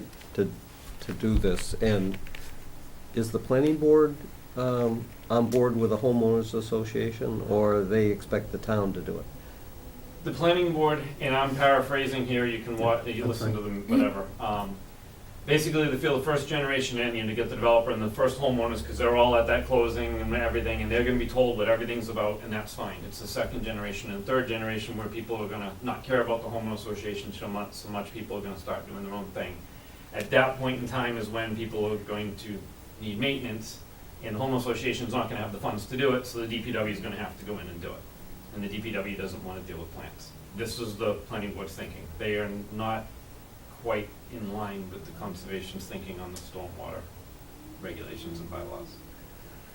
So, I had a tough time navigating through this. And I'm not saying, you know, it's you guys or them, it's just you both have different ideas of what you want. And it's just, and I'm looking at the same thing that's going to happen again, because you asked for rain gardens for roofs. Well, that is not gonna fly with the planning board, so.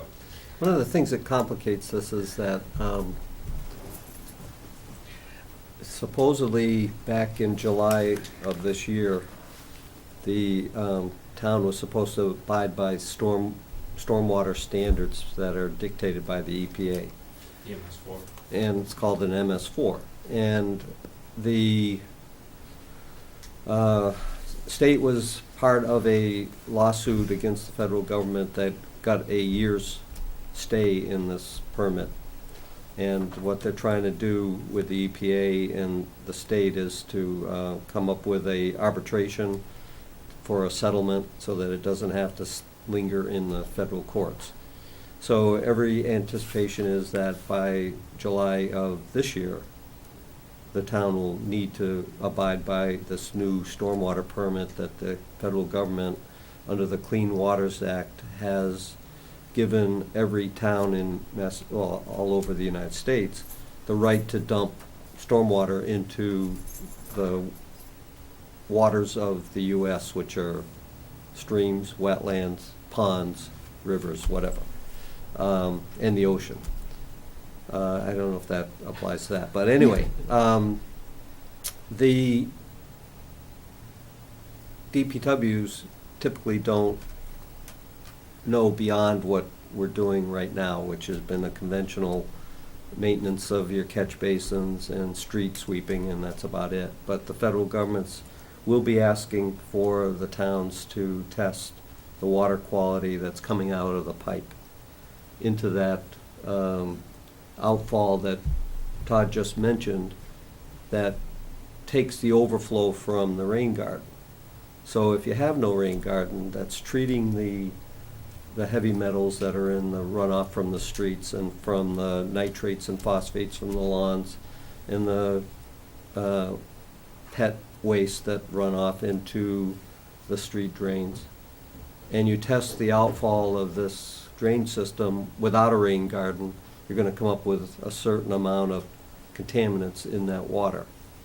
With the rain garden, you're going to have less. And the EPA is going to set what they call a total TMDLs, total maximum daily load that they will expect that will go into the stormwater. And if we don't meet that, then the town would be subject to fines. So the town is going through a process now where we're developing a stormwater management plan for the whole town. And every aspect of it, the highway department, the Board of Health, the conservation, the planning, all have to be a party to this. And so somewhere along the line, we're gonna have to sit down with the planning board and with the DPW and say, these are things that are necessary to comply with the Clean Waters Act. And if we don't, we're going to be audited and we're gonna be fined. And the minimum fine is $25,000 for each offense. It goes up when there's circumstances that dictate that you knowingly ignored doing certain things, and so the 25 jumps to 50 and 75 and above. So we have to make a decision whether we want to, and I don't want to get into a contest with another board or commission, but we have to decide on how we want to handle this. Would it hurt the town long run if we approved what the planning board wants? Probably not, but somewhere along the line, the town would be responsible for going back and retrofitting the drain system with some device that will treat the stormwater that the rain garden would have started doing right away. So, I mean, Can see we've been what- trying to get these rain gardens, we've got to start somewhere. We can put in order of conditions, we can put in restrictions, we can, Where's the jurisdiction on this? I mean, those well, are. with our new stormwater management bylaw and with what we have to do with the Conservation Commission, we have every right to require it. request this. Yeah. I mean, this is 21st century thinking here. I mean, it's been around a while in a lot of other parts of the country, and we're slow to adapt. But this, you go out west and you go to the West Coast, and everything this is how they're doing them. I mean, You don't have to convince me. Mm. So just as a quick aside, the TSS removal, which is what the planning board generally concerns themselves with the rain gardens, it's 93%. If we change them to just retention basins, it would drop to 89%, which both still well exceed the 80% threshold that's required. However, what John's referring to is plants will absorb the nitrogen and the phosphorus better than just a grass bottom basin. So. And it goes for a long way. A 93 credit is Right. better than a 80-something credit in the big scheme of things. If we get more and more of these in the True. system, Right, and then if we have to go back and you're gonna and be fit them, lowering. this makes no I sense to go can't back. tell you I didn't try. Mm. I tried really hard for a lot of meetings. Ultimately, they see it as an unconventional drainage system. And it's something they don't really They've got to want talk at to this DEP point in because time. DEP is pushing these things really bad. I mean, it's like, Maybe we just need to get some information over there to them. So maybe they don't quite get it. Well, they'll be part of, after July 1st, they'll probably be part of the whole planning process of this that new MS4 program for MS4. the town. But in the meantime, we're stuck with making a decision on this, and we don't have to do it tonight, but Todd has brought up a good point that there's now this difference of opinion, and we'll be continuing this hearing tonight anyway, but I think we want to at least give them some idea as to whether we're going to go along their with it. concern was the town maintaining these Town structures. having to maintain the plants, yes. So if we take the town out of it? Out of it. I mean, Well, I- but they didn't feel that the homeowner association was going to. it's gonna fulfill buy its us duties 3 to for the next 5, 20 5 years. to 10 years, and after that, I mean, hopefully this town bylaw that we're looking to passes, and it gives us more teeth, but, I mean, you tell them they can plant around it already. I mean, they don't, I mean, the first thing they're gonna do is. The homeowners can Right, plant plants, but and it's they the- can maintain their own plants. It's the town that they don't wanna have to maintain the plants. That's the only difference here. Is who's cutting and trimming the plants and replacing them when they die. God forbid the town has to put in rain gardens in any structures we upgrade or do. And if the plants are required, the DPW may have to rip out a dead red maple and put a new one in, and I think that's what they were trying to Don't we avoid. already maintain plants anyway? I mean, what are those trees over there and the Christmas lights? I mean, come on. I think I a was little at a- effort to keep the water going clean. I was at an MS4 workshop 2 weeks ago, and one of the presenters there had gone through the whole process in their town, and they were successful in getting all of the things that the EPA is requiring done. And so they're over the hump and they're in the process. And their comment was that the town gets a big surprise when they have to comply with the stormwater rules. So you have a parking lot like we have out here, and all of a sudden they have to go in and, because they're part of now the stormwater system, they have to retrofit all their catch basins. They have to come up with a way to, if they're expanding the parking, to lessen the amount, and now they're subject to these rules, and it wakes them up to the point that that they have to not only talk the talk, but walk the walk, or Look at all whatever. the mass highway projects that they're redoing along the highways. There's a reason they're doing that. Yeah. And designing them the way they are.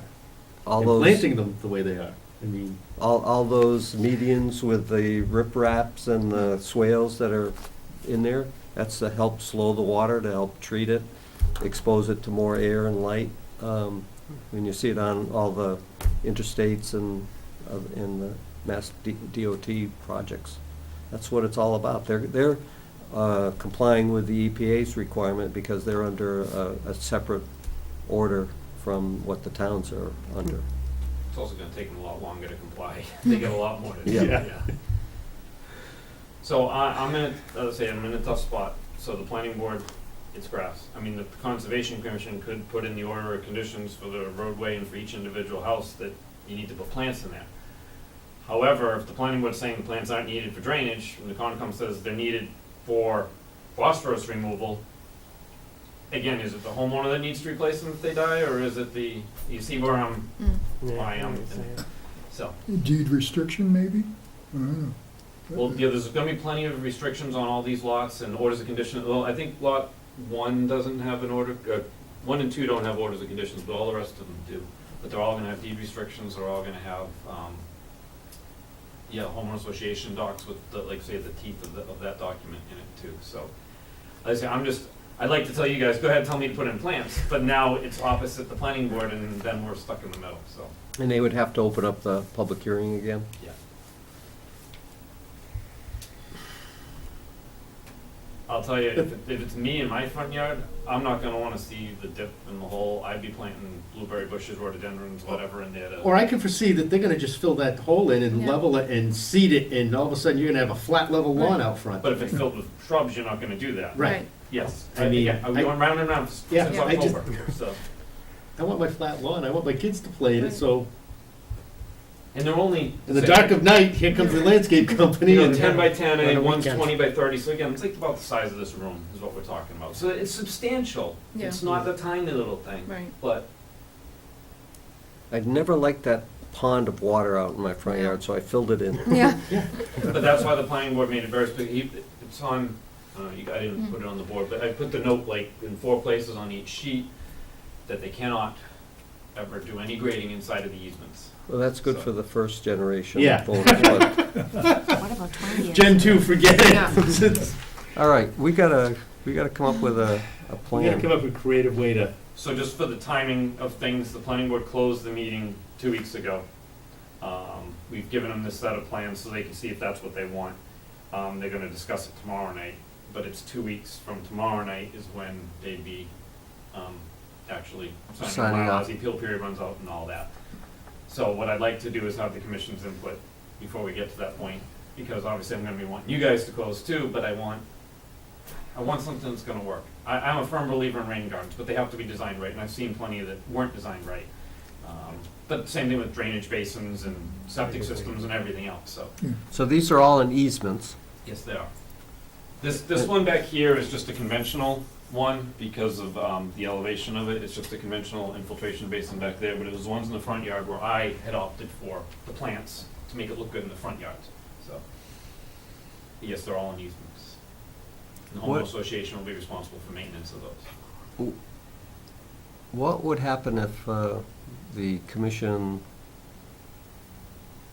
ordered the developer to make the road private?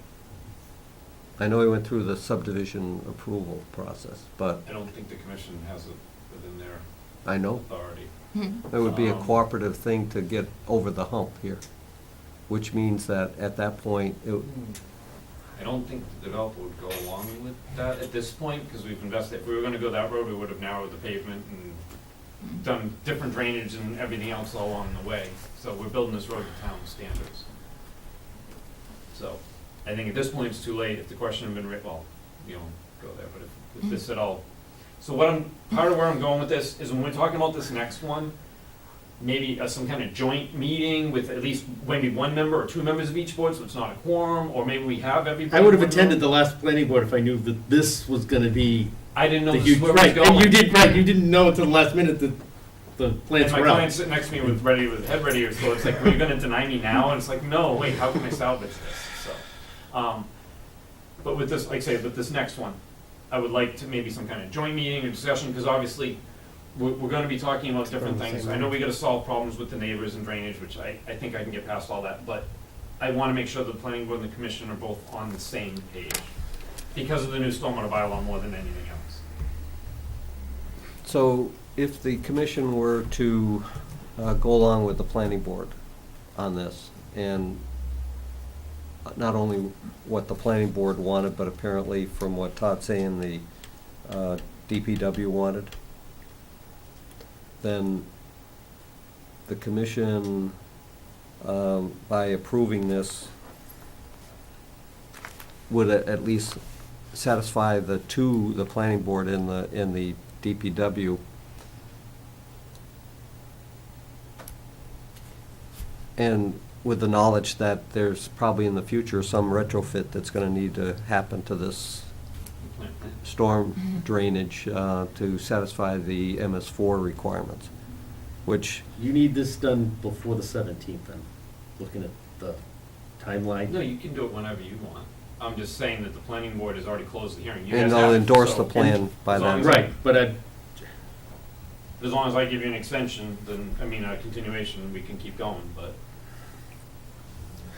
I mean, we have more than enough here for a quorum. We could also leave I mean, a message, could, I don't know how their process works, if they consider, if they were to go back and say, the plan with the plants is fine, is it a minor change, or is I it? don't think that's gonna happen. hmm. And the problem I'm at is taking this to court is gonna be like, you know, Yeah. how am I supposed to explain this to a judge and a jury? I would have you liked know, them to so- come in to a hearing with us or a meeting and try to figure this out, because I can tell you right now, I'm voting no, I can't And I'm vote for with this you. plan. I mean, we can wait till we have a full member Yeah. quorum, because right now we've got a split group, but I I mean, technically, I haven't. feel your pain, I know where you're No, at. I know, I'm not- exactly. This Just- is not Yeah. personal in any No. way, Yeah. I just, I- so, but the plans that you have are not stamped or anything, so technically I haven't formally presented to you this. But that's what the planning board Right, is- wants. But now, again, could you guys, in order of conditions, say, we want all the plants in the rain garden? Leave the loam and seed instead of mulch, but we want plants. Is that gonna be a problem? It's only 2 lots that aren't subject to it. No, only one. One? Yeah, because this one here is part of lot 3. This one is, so it's only one basin that's not technically covered by the order, on the individual lots, so. Maybe that's a solution? I mean, I just think with the plan you had in the design and the size of it, it's not gonna disappear. It's a statement, it's there, it's to be maintained, it's functioning for a reason. It's not one of these that's a little 10 by 10 area or something that's It's just in catching plain- roof it's in runoff plain view and that's too, it. so, And it's, yeah. yeah, and can be kind of just made to disappear. It's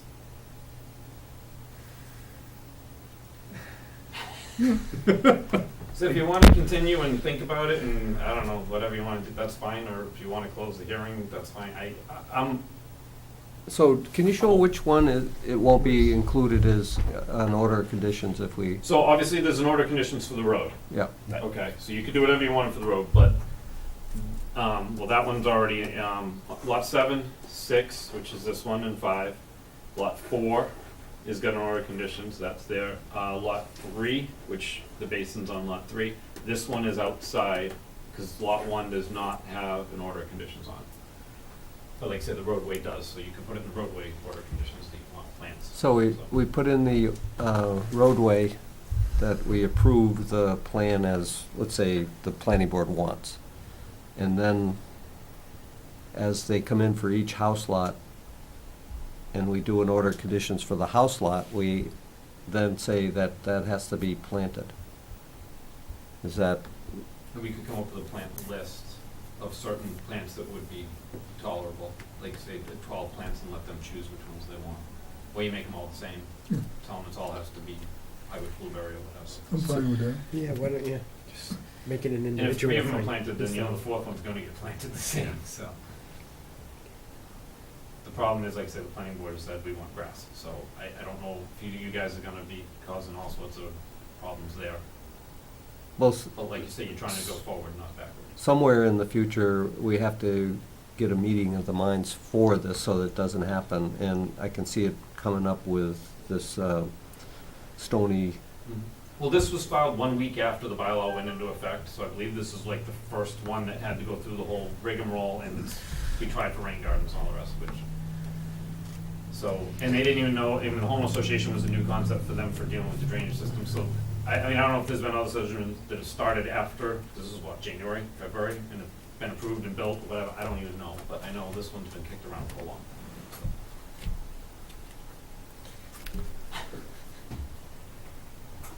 so You it's thought kind of the a back consent was door, kind of a backdoor way of doing it, but if the planning board isn't going to approve it, and we do with this rain gardens, he can't go back to them and have them rescind their decision, because they won't, until we talk to them. So in order to keep this thing rolling along, I think that's probably the only solution is, And then we could do as a minor modification with the planning board, if they were to change their mind, then we don't have to re-notify the abutters and all that, it would just be a, because you're just planting plants and the basins Right. are already Mm. there, we're not changing the drainage, we're not changing any of the lot lines, any of that stuff, so. I need an Alka-Seltzer. You do, you weren't in all those meetings.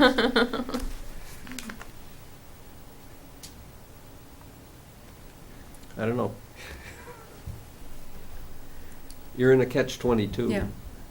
And I don't want you, this board, being in trouble with, because the planning board is now thinking you're bucking their authority or anything like that either, so they Well, we've get been it. there before. Yeah. Not necessarily with them. With them, but we seem to be, I guess, the black sheep of the family lately.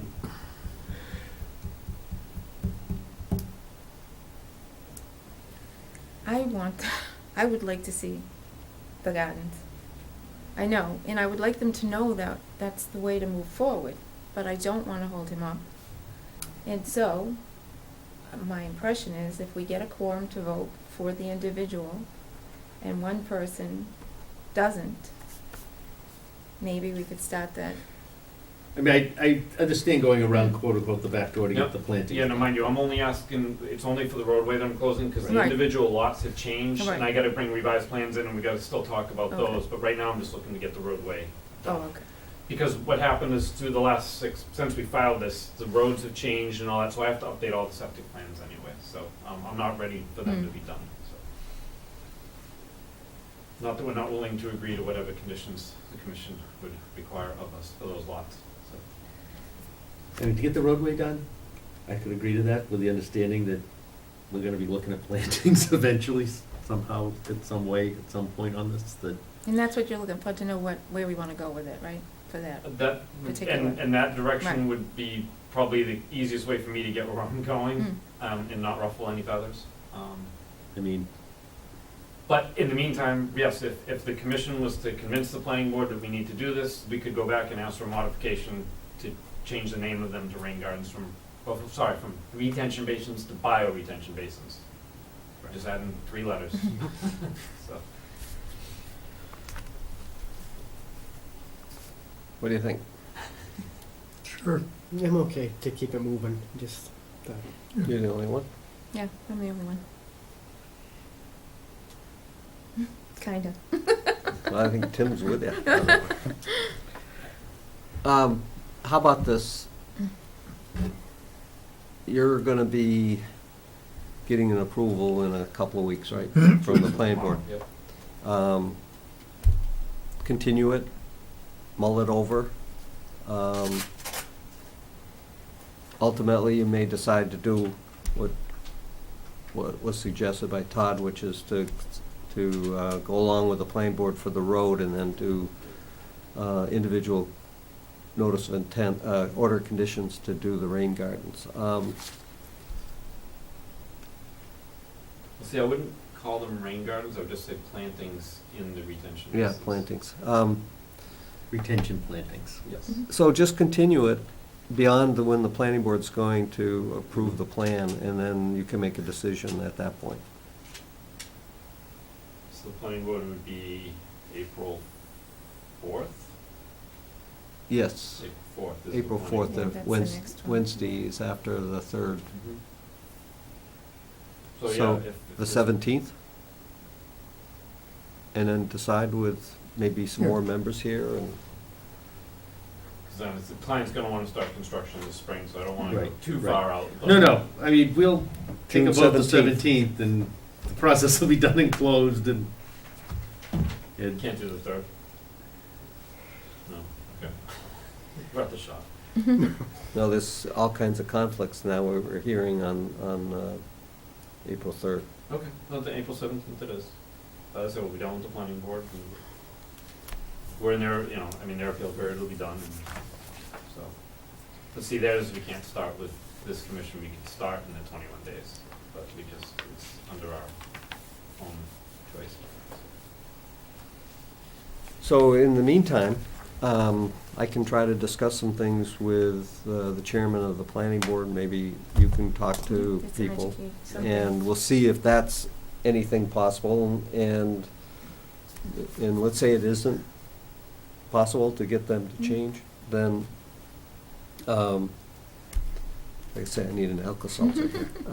Then I think at that point, whoever's here that night, if the majority says Their vote, yeah. to go with it, then the commission goes with it. Yeah. We're missing Right. basically two people, people, and yeah.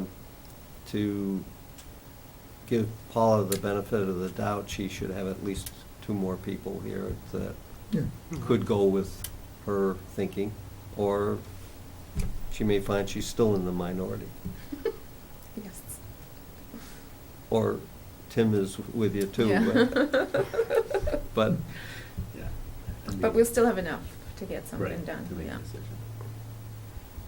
And no one should ever feel bad about holding to your conviction, so, I mean, whether you're in the You minority know, I or not. applaud the fact that you guys are where you're at right now, saying, no, we want this, and, you know, the planning board saying we specifically don't want this, so it's, yeah, it's a tough place to be. Well, it's Sorry, the, putting yourself in the Except middle. worse, yeah. It's- There's one more tougher place. it's not only the now Mm. way of doing things, it's definitely the future, and it's just very difficult to understand why, we're having this difficulty, so. One of the big things the planning board said is they wanted, from me, examples of rain gardens that have been in existence for more than 10 years that they could go look at and know that they would last, and that the association was able to maintain it and all the rest of it. And the problem is, They they've been haven't- fighting this fight, trying to get them, Yeah. and it's really hard to find those examples.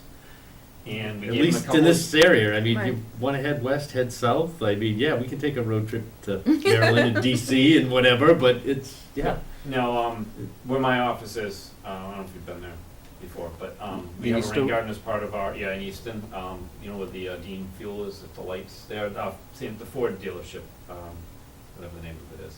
One Ford twenty- dealership has one in their parking lot, and I guess it's working splendidly. We have one in my parking lot, because we're right up against a river, so we didn't have a choice but to do something a little bit more. And those are two examples, but they wanted some like on roadways. These were, see, when you're in a commercial parking lot, you can maintain your own thing, but when it's a roadway like this and it's a home association, it's a different game, and they wanted examples of those, and I didn't have one for over 10 years. So, if you wanna go sit down with them, you're gonna need some examples of where it works. Not just, hey, it sounds good, on theoretically, they wanna see real examples, and that was where I got stymied, so. And the fact the town doesn't wanna have to maintain them. Yeah, but they're gonna have to fix them. Right. I don't get it. They're eventually gonna be, putting Yeah. them in themselves. Exactly, I they're mean, gonna have to. it- They did talk to some local engineers and asked them for examples of ones they had done or whatever, and none of the local engineers could provide them, same thing with any examples for ones that have been around for a really long time, so. Well, I do know the ones on Pearl Road that They brought up that name. well, Well, the yeah, problem we- with that one is they weren't in easements, and the engineer just kinda plotted a harebrained idea where the thing should go. None of the restrictions got recorded.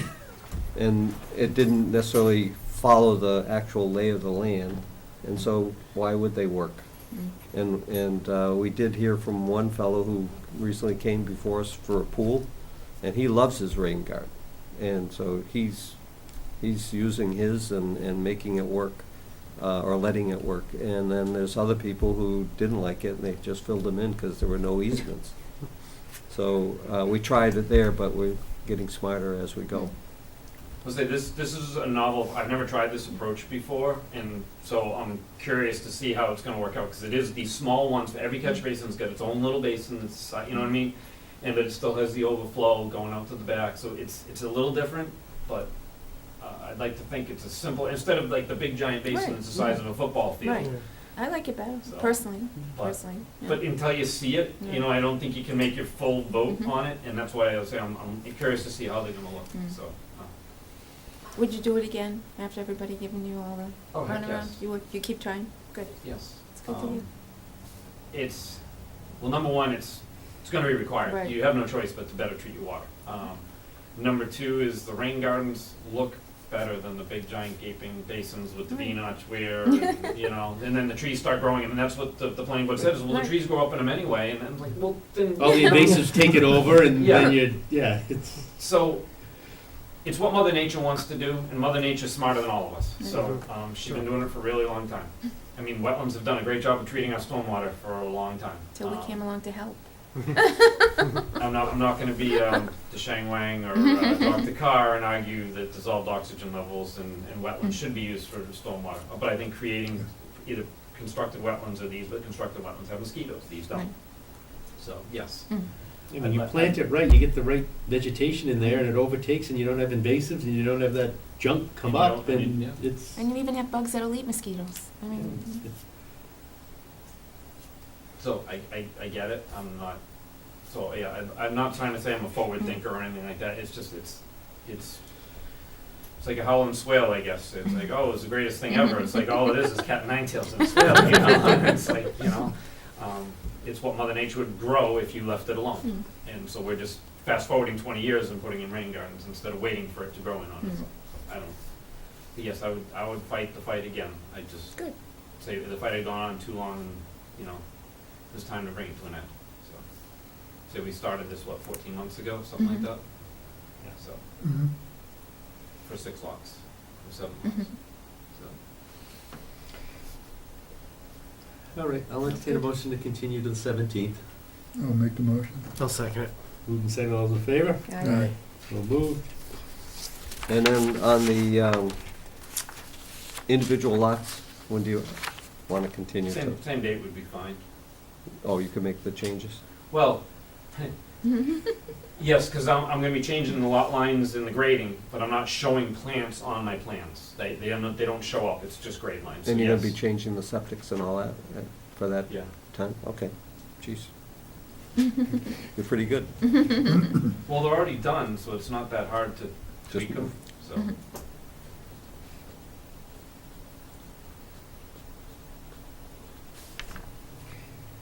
All right, need a motion on I'll that entertain one. a motion to continue the individual lots till the 17th. I'll make the motion. I'll second it. Moving second, all those in favor? Aye. So moved. Thank you. All right, you're free to go. No, thank you. And we will, Well, and like I say, it's philosophically, this is gonna come up again and again and again and again and again, so you guys need to Gotta all get on figure the out same something. page, yeah. But it's not just West Bridgewater. There's a lot, Brockton still wants 34 feet of asphalt in their roads, we can't, our side of the table has a real hard time trying to convince the towns that this is the direction they need to go. Because I think DEP needs to have sit-downs with the towns and say to them, no, this is what you need to be doing. That would be a good Because idea. they're all, this is what works. But now, look, towns don't use sand anymore on the roads. So what's the good as a catch basin anymore? You're not trying to catch sand. And the So- salt doesn't get caught in the Yeah. catch basin, it just, So you better off dissolves just in the getting water rid of and your goes. catch basins, just scupper right into a sediment forebay. And then everybody sees it and everybody knows if it's a problem and real easy to clean out. So, and then towns don't need vacuum trucks, so it's, I don't know, like I said, I tried to convince the planning board and didn't get anywhere. So. I don't think Well, I thank can you. convince you guys. Thank you all.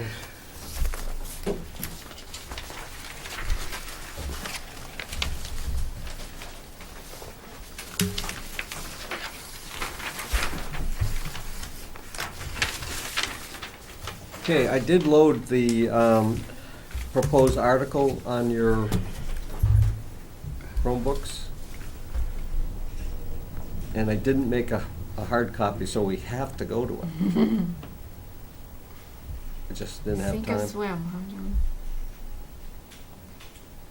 So it would be the West Bridgewater Conservation Commission. It's up on top of my list. I yeah, don't the know. 2018 AT one. Yeah. Okay, what do we do? Looking at closest. And it's very short and it's very sweet. Okay, okay.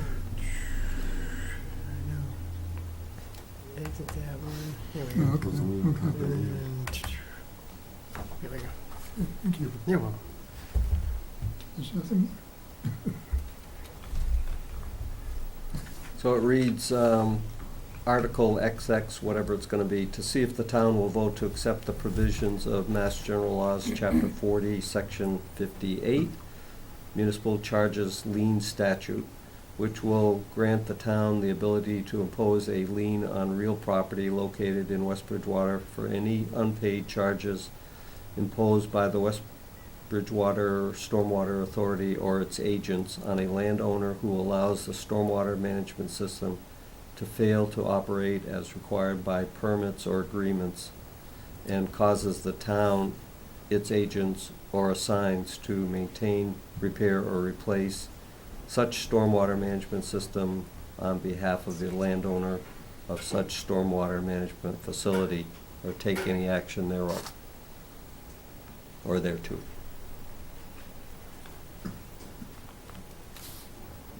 Has this been approved or reviewed by the town attorney? What will happen is, if this commission approves sending it to the Board of Selectmen, they'll send it on to the Okay. town Bylaw council. study, has the bylaw study committee?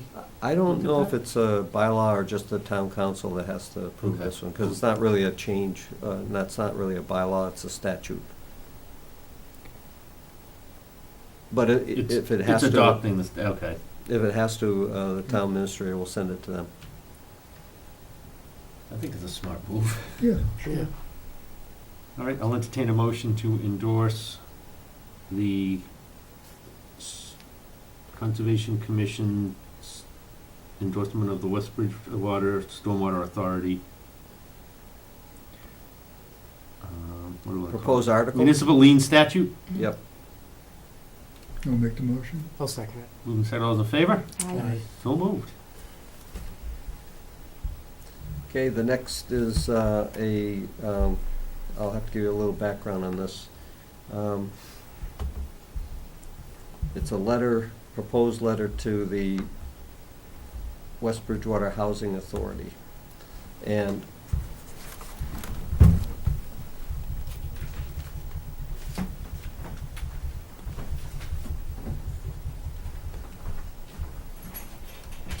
you able to see this, Pedro?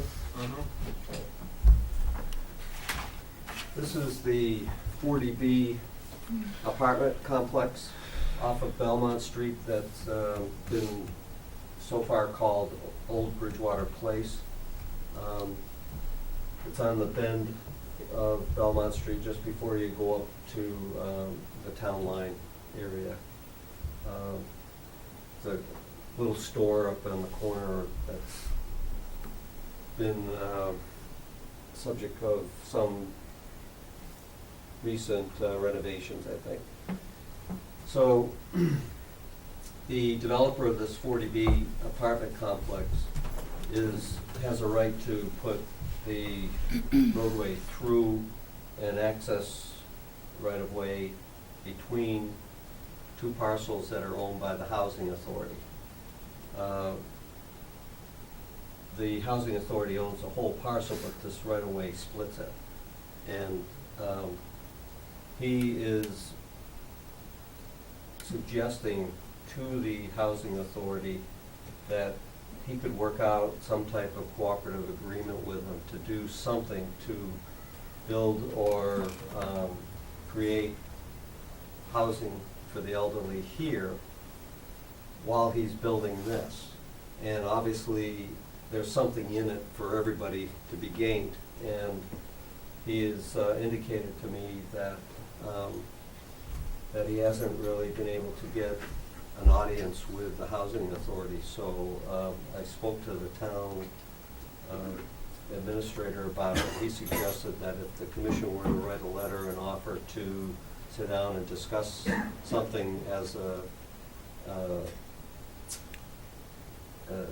let's say a facilitator to getting the two sides to talk, the housing authority could really benefit from this. How many units is he theoretically thinking for those two lots? Haven't even got that far, but, Okay, how many lots is he thinking for his development in the back? it's just,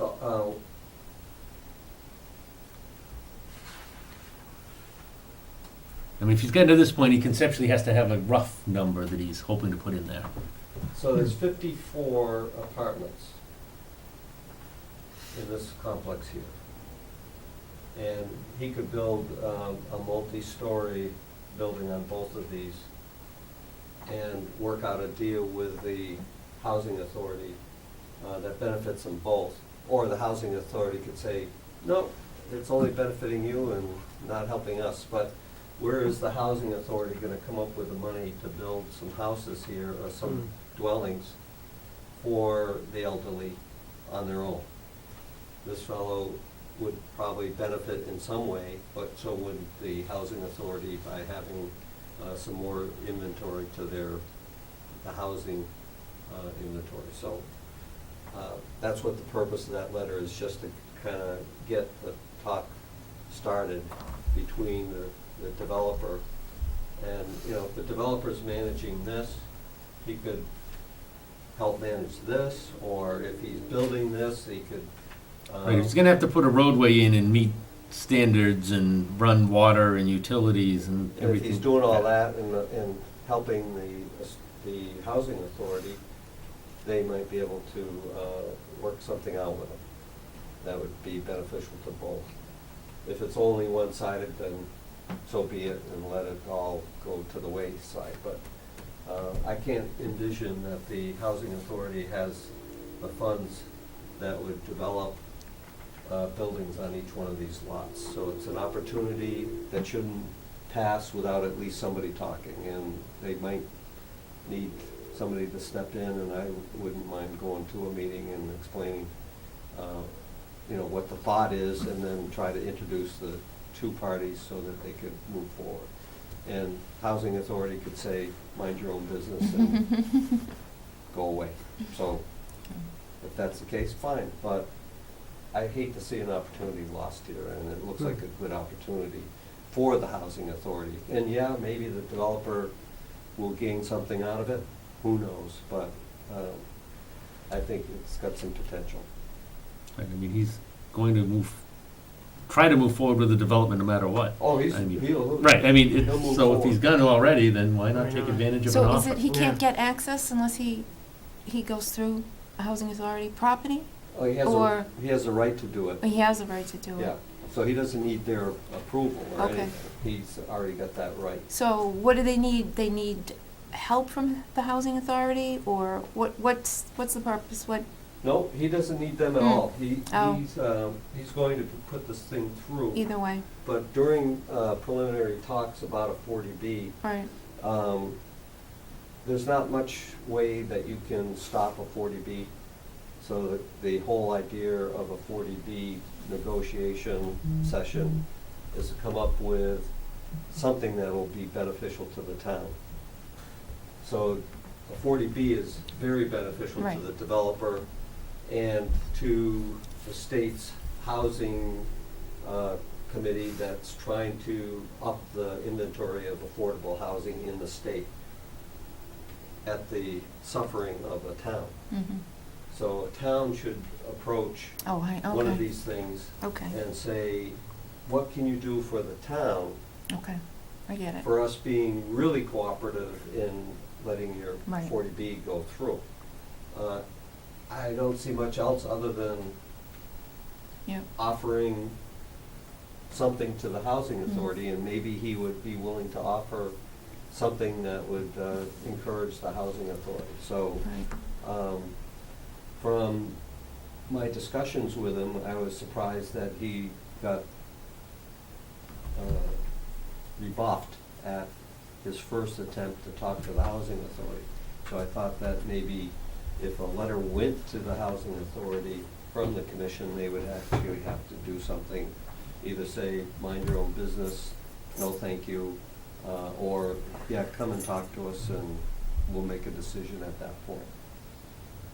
Now, I don't blame them, the housing authority, for maybe being distrustful of a developer. You know, developers give bad names and that kind of thing.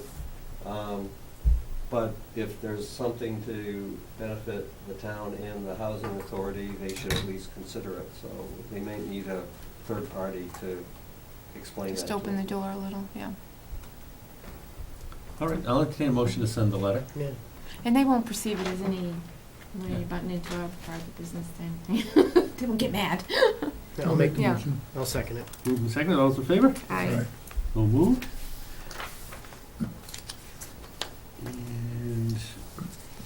And Thank you for that, John. the model Appreciate that. airplane is for next agenda with no updates. Yeah, and same with 225 South Street. Right.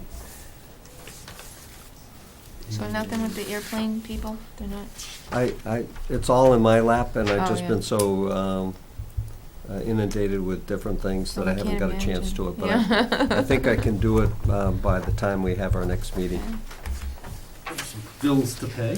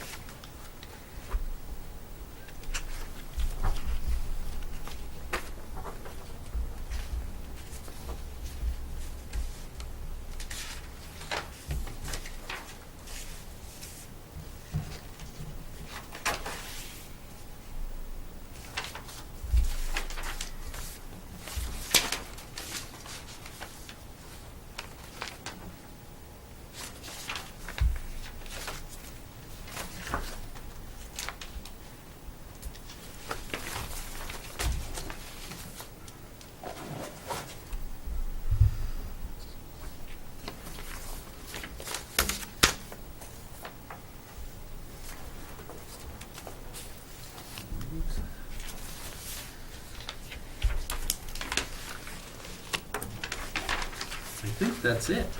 Yep, it is. But do you have anything else? No, If not, I will entertain a motion to adjourn. I'll make the motion. I will second. Moved and seconded, all those in favor? Aye. Yippee. We're done. And Paul